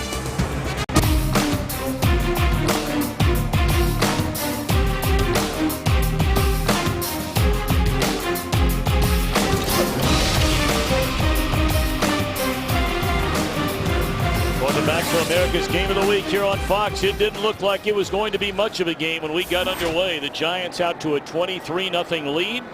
Cowboys have scored 24 unanswered.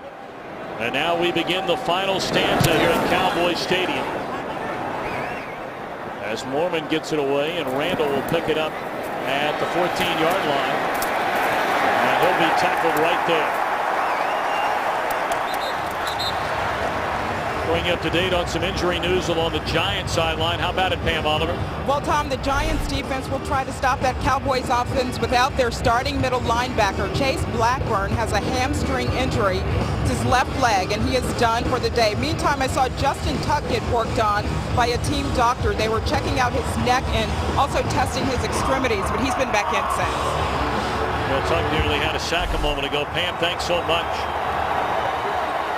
Fourth quarter has belonged to the Giants this season. Now they have really labored over these last 6 possessions, but make no mistake, when it comes to the fourth quarter, that is when Eli Manning is perhaps better than any other quarterback in the league.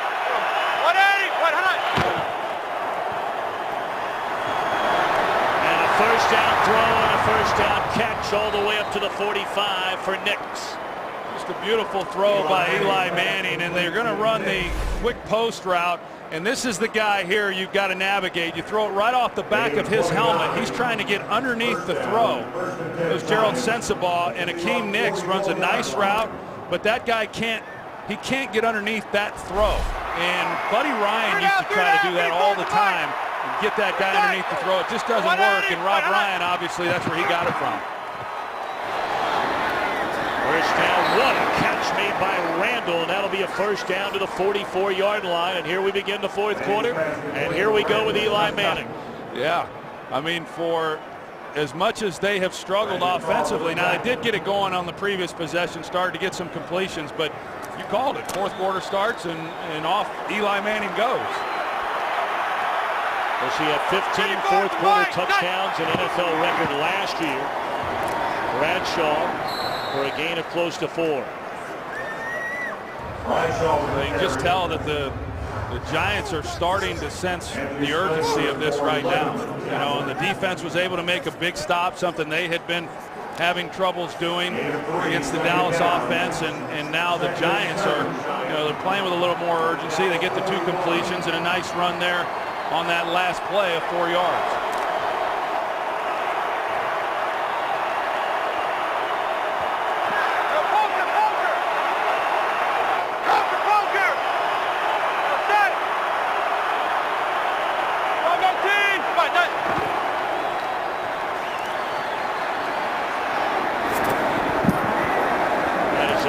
perfect throw. You cannot hand it to a receiver any better than that. That's a first down catch for Nick. That had to be perfect, Tom, because Morris Claiborne was in perfect position. This is a long throw. I mean, he was driving on that ball, and anything less than perfect on the outside. It looked to me like he drug his right foot. I think that was a good call as far as a completion. Well, they get off the play before there can be a challenge, and Bradshaw to the 29. A penalty flag is thrown. This will be against the Giants. Holding, offense number 65. 10-yard penalty, first down. You know, there's so many areas. There's a reason why the Giants are 5-2. I mean, obviously, their offense, their defense, their special teams, but they are a mistake-free football team. They've only allowed 5 sacks, second fewest penalties. They've only turned it over 9 times. This is a solid group. No, it is. I mean, that's why they're 5-2 coming in. But that was they picked a bad time to come down with one now to start this possession here, or this drive here at 1st and 20. Manning going to run it. And he gets about 3 yards back, caught from behind by Ratliff. Well, Ratliff in his 8th year, but he is still so athletic for such a huge man. 6'4", 303 pounds. The guy who filled his spot when he missed those first 4 games, Josh Brent. He's a heck of a player, too. He's more of the traditional 3-4 nose tackle. Jay Ratliff, he's, as you said, he's a more athletic guy, can do some different things. Not the big 350-pounder you see in a lot of these other places.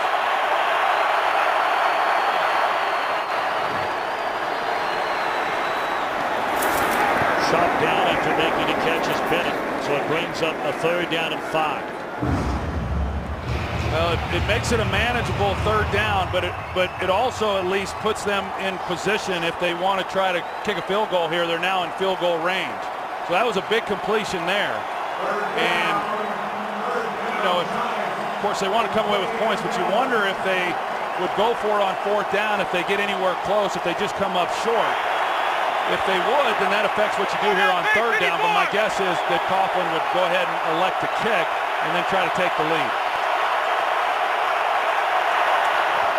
Manning 4 of 4 on this drive, make it 5 out of 5, but that's not enough for a first down on a catch to Hickson.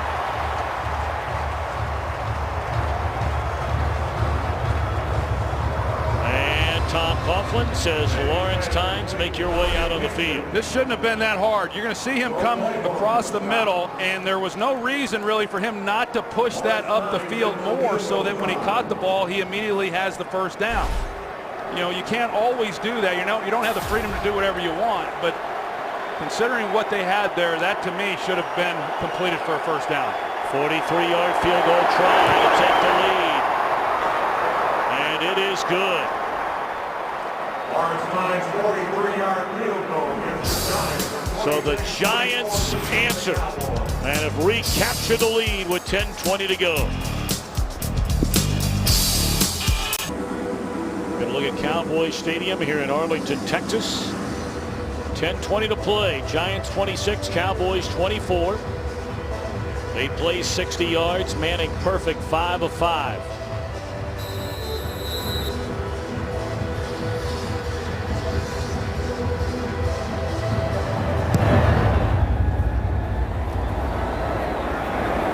Dunbar again, deep in his own end zone, will bring it out. And he's up to the 22-yard line. Tynes his 4th field goal of the afternoon. Puts the Giants back in front. Welcome many of you joining us from around the country.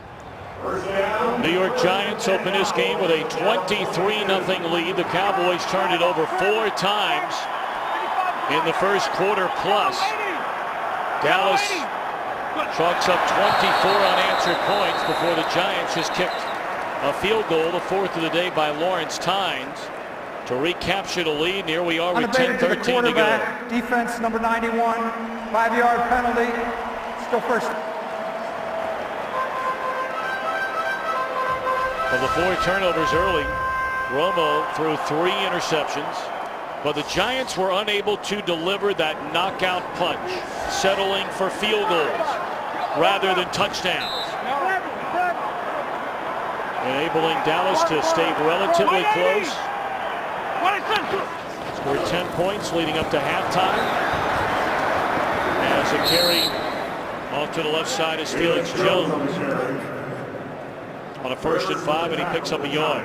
And we wondered coming in, how much the Cowboys would miss DeMarco Murray, and so far the evidence shows that they've missed him a great deal, because Felix Jones really has not been able to get going, and they've not run the football very effectively, and the Cowboys really felt coming in that was going to be a key for them if they were going to be able to have much success, but it has all been on the right arm of Romo.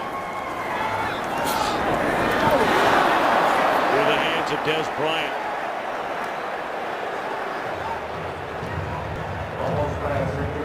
Good coverage there by Corey Webster, but a ball that Des Bryant has a chance to make, and Romo lays it out on the sideline, and Des just not able to get out of the break quickly enough to get the ball and secure the catch. 3rd and 4, Cowboys 4 of 10 on 3rd down today. You see the numbers for Romo.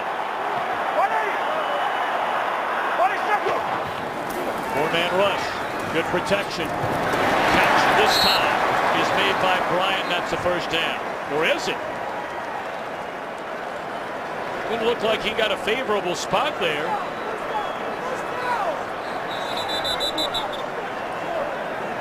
And Scott Green says we're going to take a look. You can read the lips of Jason Garrett. He said, I can't believe the spot.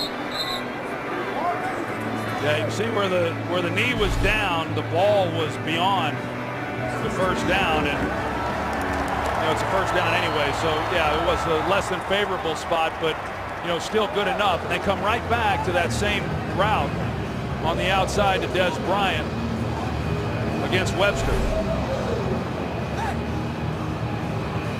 Yeah, I talk about it a lot. That inside pressure is what's, can really affect a quarterback. And it's one thing when you got guys screaming off the edge, but as long as you can, that rushes your throws, but as long as you can step up in the pocket, you feel pretty good about it. But when you start having guys hitting you as you're stepping into throws, that impacts then how long you're willing to hang in there for guys to get open. Blitz coming. Romo delivers. Caught by Witten, and that's up to the 38-yard line. That'll be a gain of 5 on 1st down.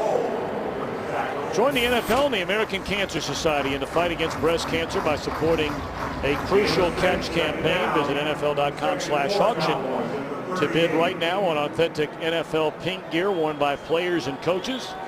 We have been celebrating Breast Cancer Awareness Month here in the NFL. Yeah, and I want to thank the NFL and all these players that are out here on the field wearing pink. As someone who has a mom who's a breast cancer survivor, I know how tough that illness can be, and so many women have been affected by it. It's a great job by the NFL and these players. Indeed. Romo sacked Linval Joseph. He had a big strip on a sack to force a Washington turnover last week. Boy, he's become a force for the Giants. Yeah, Linval Joseph, I mean, he's gotten the inside pressure, but here's Justin Tuck, and this is what Doug Free, the right tackle, can struggle with at times. When you get the bull rush and a physical, strong guy that he's got to then try to hold up. Tuck, as he gets pressure, he forces Romo inside, and then Linval Joseph. I mean, I've been impressed with what I've seen from Linval Joseph in all the games we've had.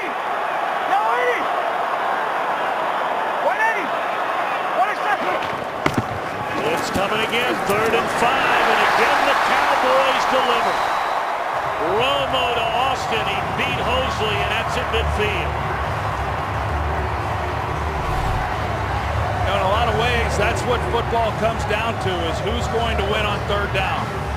Who's going to be able to get off the field, and which offense is going to convert and keep drives alive. And the Cowboys did not start out very well, but they have been able to convert pretty well here on 3rd down. 2 big 3rd down conversions on this drive. Austin up over 100, Witten up over 100 receiving yards. Bryant's knocking on the door. Little delay. And that did not fool anybody. Ball is loose.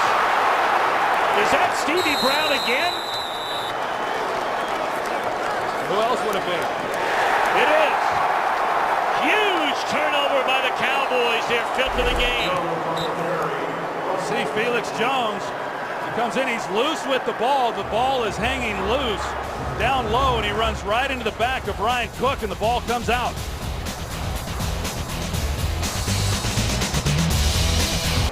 Tire gang hanging around back in Los Angeles, waiting for the OT, and then we'll get you to World Series Game 4 in Detroit.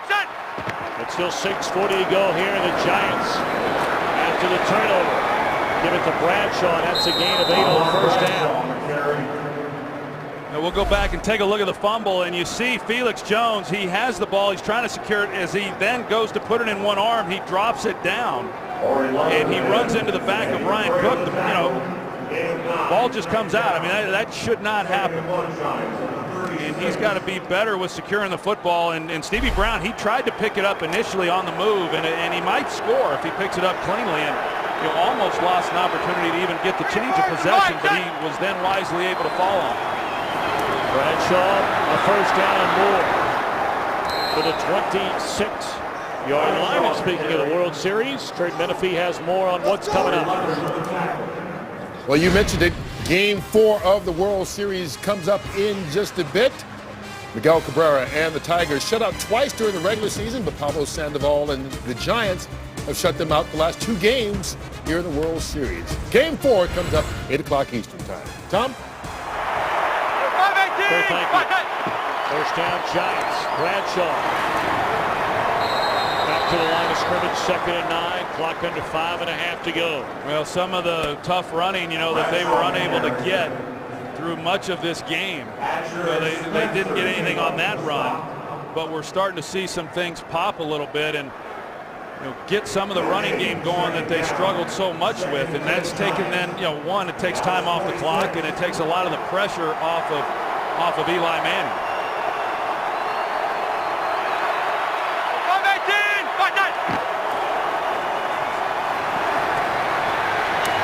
Bradshaw dives forward and gets to the 21-yard line. Big play coming up here. 3rd down, closing in on 4.5 to go. The Giants score a touchdown. You never say never, but you're in a world of trouble if you're the Cowboys. Well, I mean, just think about it. Even if they get a first down and still have to ultimately kick a field goal, It's a 1-possession game. And just think of the amount of time that comes off the clock. And so this is a big 3rd down for Dallas right here. Hey, you got nothing. We're this one.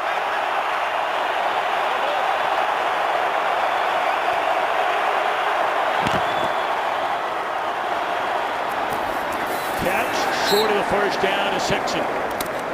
Yeah, and that's one that Eli Manning would like to have back, because Hickson was out there in the flat all by himself, and it was just a ball that was poorly thrown. And so Hickson not able to catch the ball and stay on the move. Had he have been able to do that, then he picks up that first down probably pretty easily. So now Tynes on for what would be his 5th field goal of the day. He's hit from 41, 37, 36, and 43.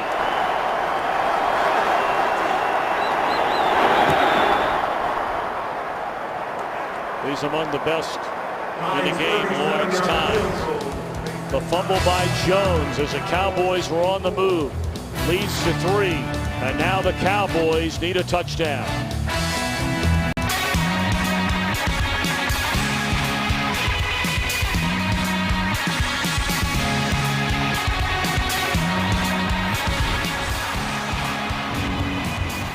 Bring up the speed as we have 3:31 left. Giants only 23 points off of 5 Dallas turnovers. Cowboys 24 unanswered points after falling behind 23-0. Giants trying to go 4-0 here at Cowboys Stadium. They played in the very first game. Lawrence Tynes kicking a 37-yard field goal as time expired in a 33-31 win. And now it's Lance Dunbar.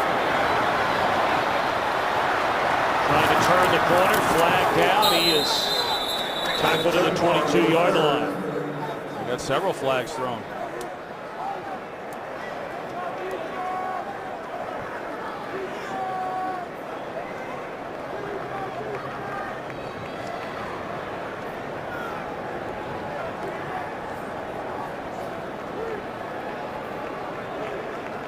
We had one along the sideline. You had another thrown basically in the middle of the field.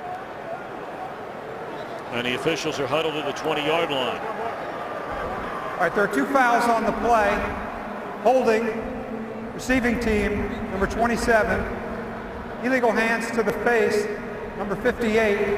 On the kicking team, by rule, will be spotted at the end of the run, first down.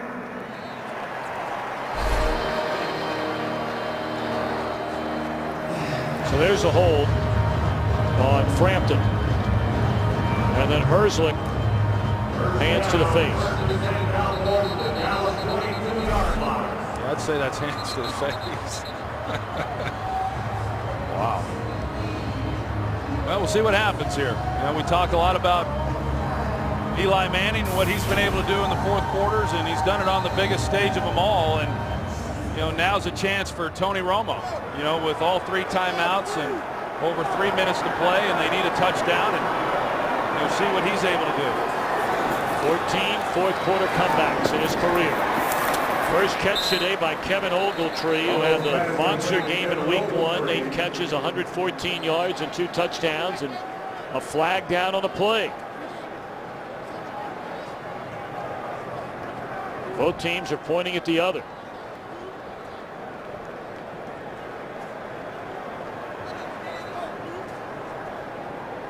Illegal contact, defense, number 28.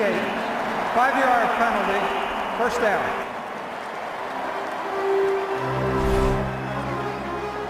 Yeah, this is not even where Romo was looking, but I saw this when it happened. I mean, a lot of contact at the top, and that's where the flag came in on Hosley. You know, again, it didn't affect what Romo was doing. He was working the other side of the field the entire way.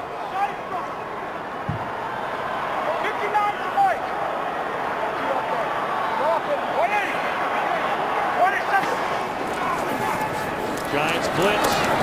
What about the catch from Witten? Oh, goodness. Man, is he soft. Pretty good. Pretty good for a guy who was getting criticized early in the year for drops. You know, and then he makes a catch like that.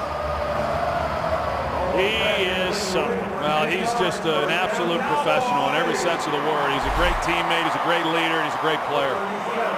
And we mentioned probably well, he's on pace right now, 3 weeks from now, to break the Cowboys all-time franchise record held by Michael Irvin for career receptions. He might get there today. That'll be a gain of 9. He's run out of bounds. That's Witten's 13th catch of the afternoon. 122 receiving yards. Well, I said it coming in that it's been kind of feast or famine for Jason Witten against the New York Giants. He either has a really big game or he doesn't really do much to impact the outcome, and this is a pretty big game. Missed 1 game in his career with a broken jaw.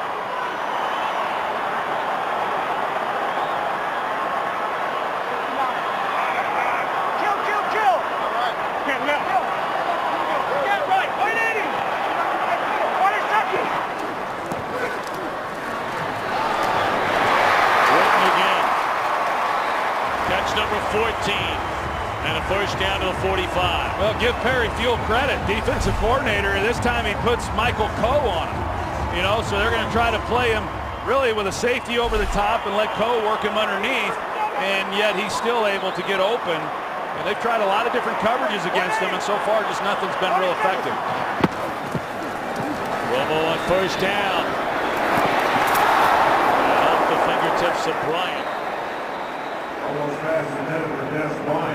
We talked about the injury to Chase Blackburn earlier. Keith Rivers limped off a moment ago.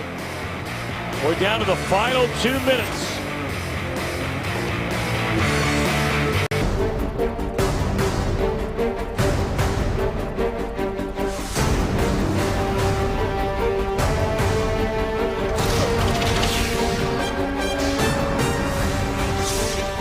America's Game of the Week, and it's been a good one. And on that last incompleted pass, Antrell Roll went for the knockout punch on Bryant and was injured on the play. He came flying across there, and I'm not sure how Antrell Roll missed him, but had he have hit him, you know, that would have been called, you know, a penalty on him for a hit on a defenseless receiver. Roll able to walk off at the 45-yard line. 1:59 to go, and dropped back at the 45 as a flag comes in late. Romo wrapped up by Justin Tuck, but we do have a flag, and this might be against the Giants for holding in the secondary.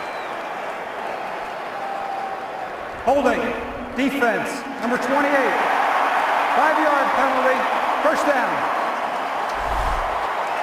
Well, that's Jaron Hosley once again, and it's against Miles Austin, is who he's locked up with, and he just gets turned around, and then he starts grabbing, and that's what they call. You know, and Justin Tuck, he had done a great job of getting pressure inside and making the play on Romo. That's a huge call.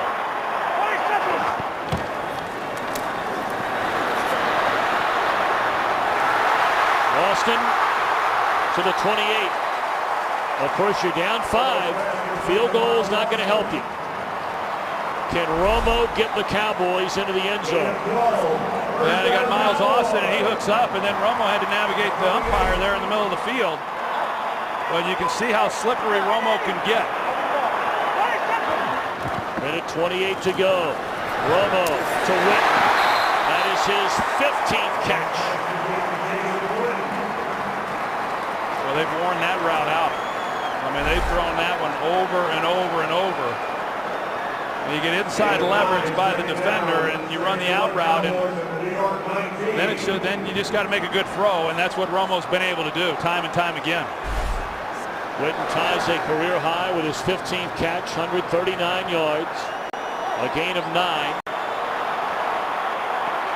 and just inside the 20. And 1:23 to go. Cowboys have all 3 timeouts remaining.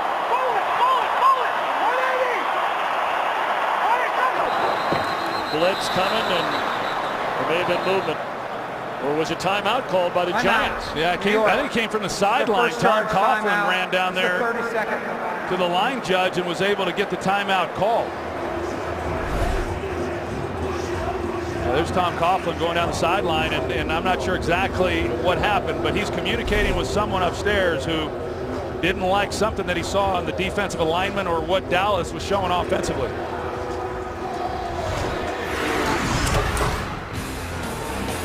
Started early and started ugly. 23-0. The interception returned for a touchdown for the Cowboys. Scored the final 10 points of the first half. Took the lead. Giants got a fumble recovery, extending their lead to where it is now at 5. And here we are with 1:23 to go. Romo trying to engineer the 15th fourth quarter comeback of his career. Talked about it earlier. Among the most, if not the most polarizing quarterback in the entire NFL.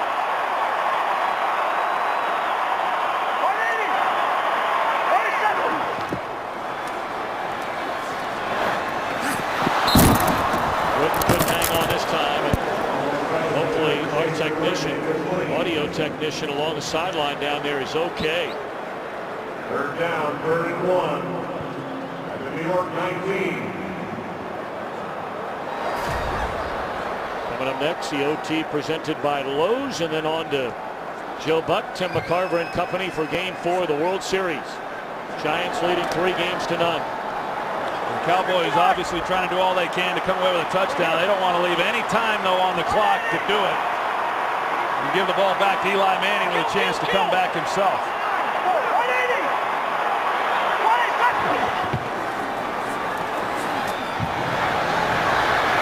Off the fingertips of Ogletree. And a flag comes in late.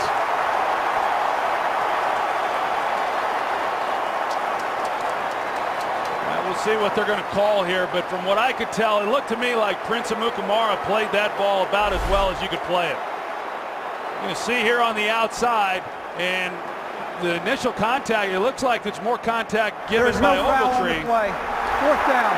No foul. Yeah, I thought that was textbook coverage by Amukamara. You know, the contact initially there off the line of scrimmage was initiated by Ogletree, and then at the end, there was the normal contact that takes place. I think they did a good job of picking that up. Now, here we are at 4th and 1. 1 for 1 today on 4th down.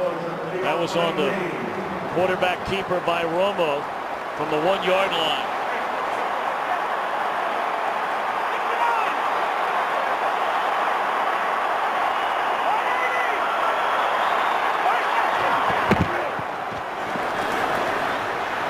Romo rolling, in trouble. Throws, and it's intercepted. And who else would it be? A penalty flag is down. Stevie Brown comes up with his 3rd turnover of the game. But again, we wait on the penalty. Holding offense. Number 68. Penalty is declined. First down. So the Giants get the football on the 6th Dallas turnover of the game, the 4th interception thrown by Tony Romo. There for a minute, it looked like Romo was going to get outside the pocket. It looked like Romo was going to get outside the pocket, and you're going to see Linval Joseph, who peels back and gives enough color to keep Romo from feeling like he can scramble to the outside. And then once Romo started retreating, he's in no man's land there. He's just now trying to throw it up and give his team a chance to make a play. But give that defensive front credit for the pressure, and specifically Linval Joseph. Even though Romo probably outruns him, I think he sees color flash, and he doesn't think he can beat him to the outside. So now the Giants trying to protect the football and put this one on ice. Cowboys started the game turning it over, and on their last 2 drives, they turn it over. The fumble by Felix Jones when all they needed was a field goal to go back in front, and now needing the touchdown on a 4th and 1, an interception. Well, I won't even count the last interception because that one had to be thrown up. But let's just say they had 6 turnovers in the game. Let's just say 5. You don't win games in the NFL with 5 turnovers. I mean, the Cowboys had a chance to come back and win this game. Tom Coughlin's still asking himself, how did it happen? I know. But the Cowboys didn't play well enough offensively to win this game. Defensively, I thought Rob Ryan came in with a nice game plan, and those guys played awfully well there. But offensively, just you can't spot a good football team like the Giants, 23 points and overcome it. Bradshaw, as the Cowboys will spend their 2nd timeout.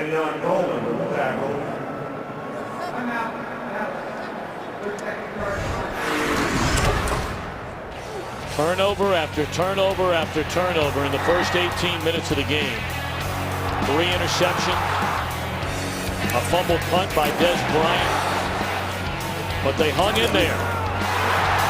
Interception returned for a touchdown by Pierre Paul. 2 drives ago, a Jones fumble running into his own man, and then the interception, 2nd of the game by Stevie Brown.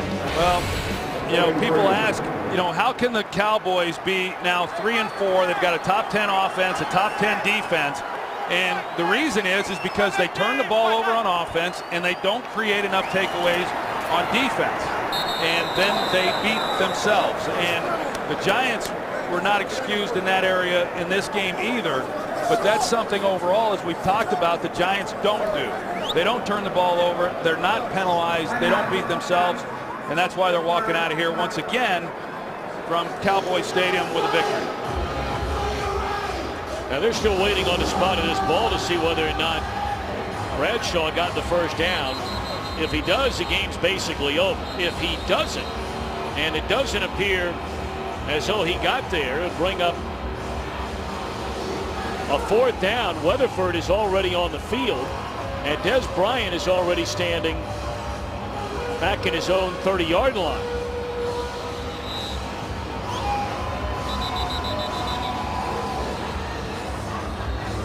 And if you're wondering, Steve Weatherford, his entire NFL career, 472 punts, has never had a punt blocked.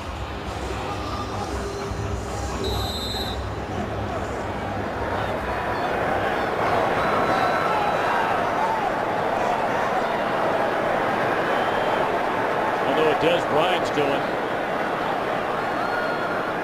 Ran from his 30 and sprinted all the way back to midfield. Cowboys are coming after this thing. Booming punt by Weatherford. And just kicks it out of bounds. Well, the Cowboys with a fighting chance, although they're out of timeouts. 44 seconds remain. Told you the Giants won the first ever game in this stadium. 2009 and 2010. Michael Boley knocked out Tony Romo, fracturing his clavicle in a 41-35 win. And then the miracle last year, Giants rallied from 12 down in the final 5.5 minutes to win 37-34. Of course, Jerry Jones had made the comment before the season started about fans come on down to Cowboy Stadium and watch the Cowboys kick some giant tail. Well, they beat them in the opener in the Meadowlands. But 44 seconds away from a season split. Incomplete. Yeah, it's interesting to see then how the Giants are going to play this defensively, and playing pretty soft on that particular coverage. Initially it looked like they might come up and challenge them, and I was a little surprised to see it, but then they were just disguising the look. Came off of that with 4 guys across deep, and then trying to just rally and come up and make a tackle. Obviously they want to not allow the Cowboys to catch it and get out of bounds and keep the clock running.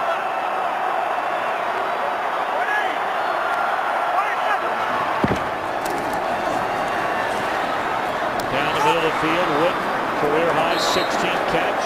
Clock continues to run. 16 catches is a Cowboy single game record. Spiked it with 25 seconds left.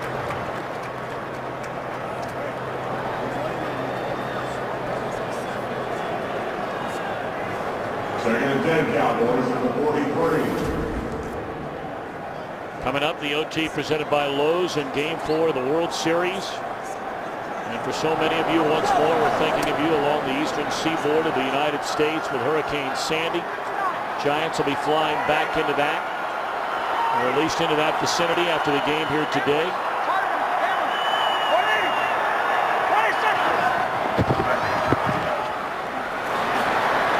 Romo fires, and it's caught at the 41-yard line by Des Bryant. 19 seconds left in the game. Well, they're going to keep it interesting because now they're in a position to where they can get the ball into the end zone. So even if they don't get any more yardage here on the next play or two, they're in a shot to where they can throw a Hail Mary and have this thing come down to the last play. Dandy Don Meredith was the quarterback. November 10, 63, the last time the Cowboys had 3 receivers with 100 or more yards in a game, which they have today in Witten, Austin, and Bryant. Tackling 5 more. 17th catch, and we mentioned that is a Cowboys single game record for the guy who, really it might only be 2 weeks from now, will become the franchise leader all time for receptions. He came into this game just 21 catches behind Michael Irvin.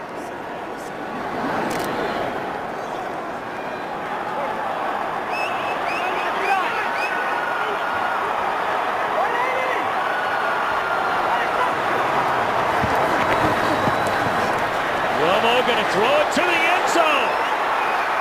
And it is a miracle touchdown for Bryant.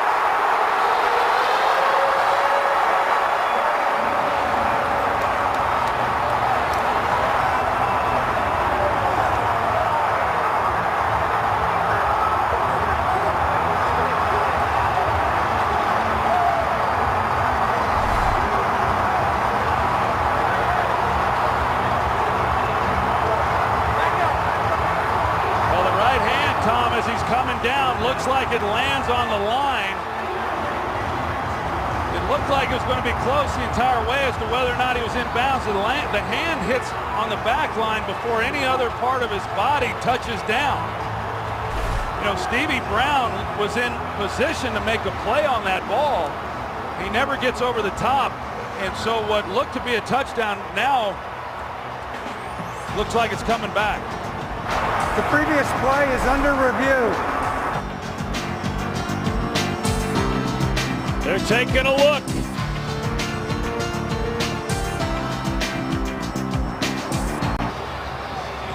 Is it a touchdown? Is it not a touchdown? How about it, Mike Pereira?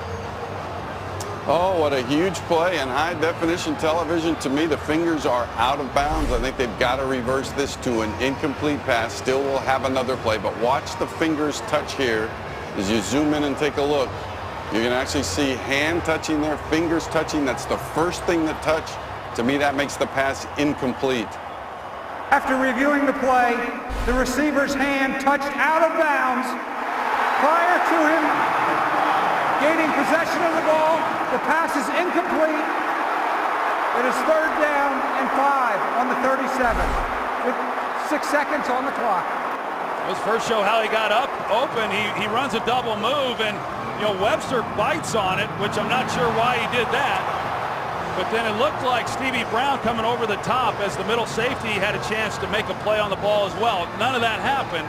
Des Bryant's able to make the catch, but you see, I mean, had he have hit down before his hand hits, it's a touchdown, and that's how close it was. Now, as Mike Pereira said, I mean, there's still 6 seconds left on the clock. They've got one more shot at throwing this into the end zone. And Des Bryant's finding his helmet. And telling somebody, Dwayne Harris, to get to the sideline. So the call on the field was a touchdown. Bryant is having to walk off. He was injured on the play. Landed very hard on his hip. Of course, he already had a groin injury last week against Carolina.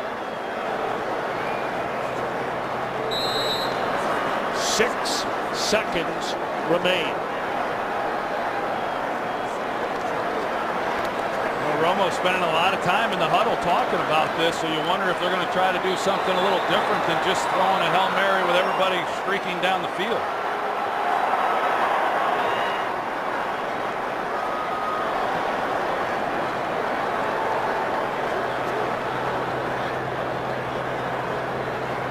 Well, it was the correct call. Please reset the game clock to 10 seconds. It was the right call. Hand comes down, fingers out of bounds before his backside landed clearly in the end zone. So the replay officials got it right. So they add 4 seconds to the clock. Well, the Giants, they want to talk about it themselves. They just called a timeout to talk about it. They've got the whole defense coming over to the sidelines. I think Tom Coughlin is still a little bit upset about that spot. Going back to the handoff to Ahmad Bradshaw on a 3rd down call that he thought had plenty enough to get the 1st down, which forced the Giants to have to punt it back to the Cowboys on this drive. He was livid on the sideline. But were it not, they say it's a game of inches, and it might be the oldest cliche in the book, but if there's ever an example, it's where those fingers landed in the back of the end zone of Des Bryant. The second bend of your fingers. Still a shot.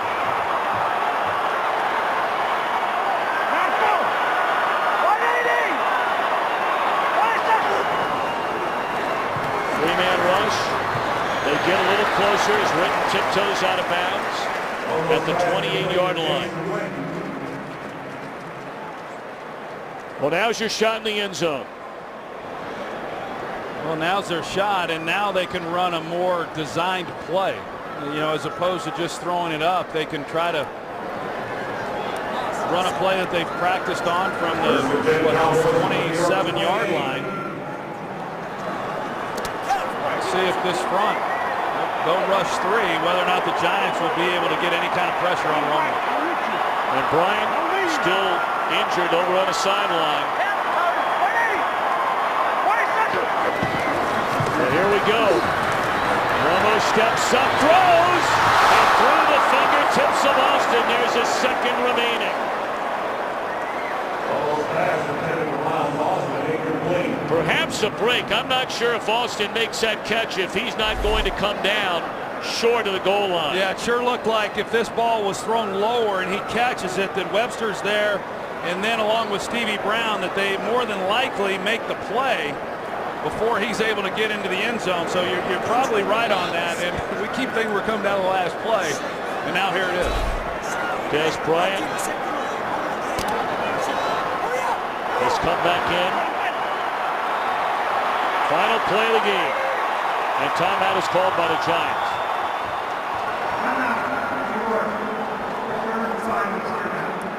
You know, Troy, I think most people say, okay, you know, everybody and his brother knows you got to throw the ball to the end zone here.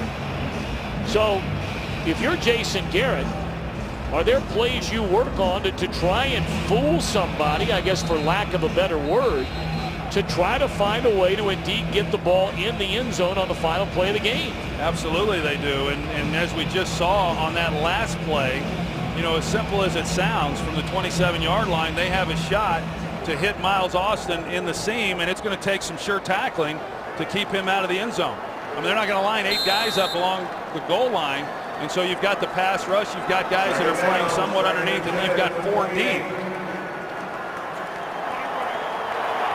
You've got 4 deep guys that are then trying to make a play on it.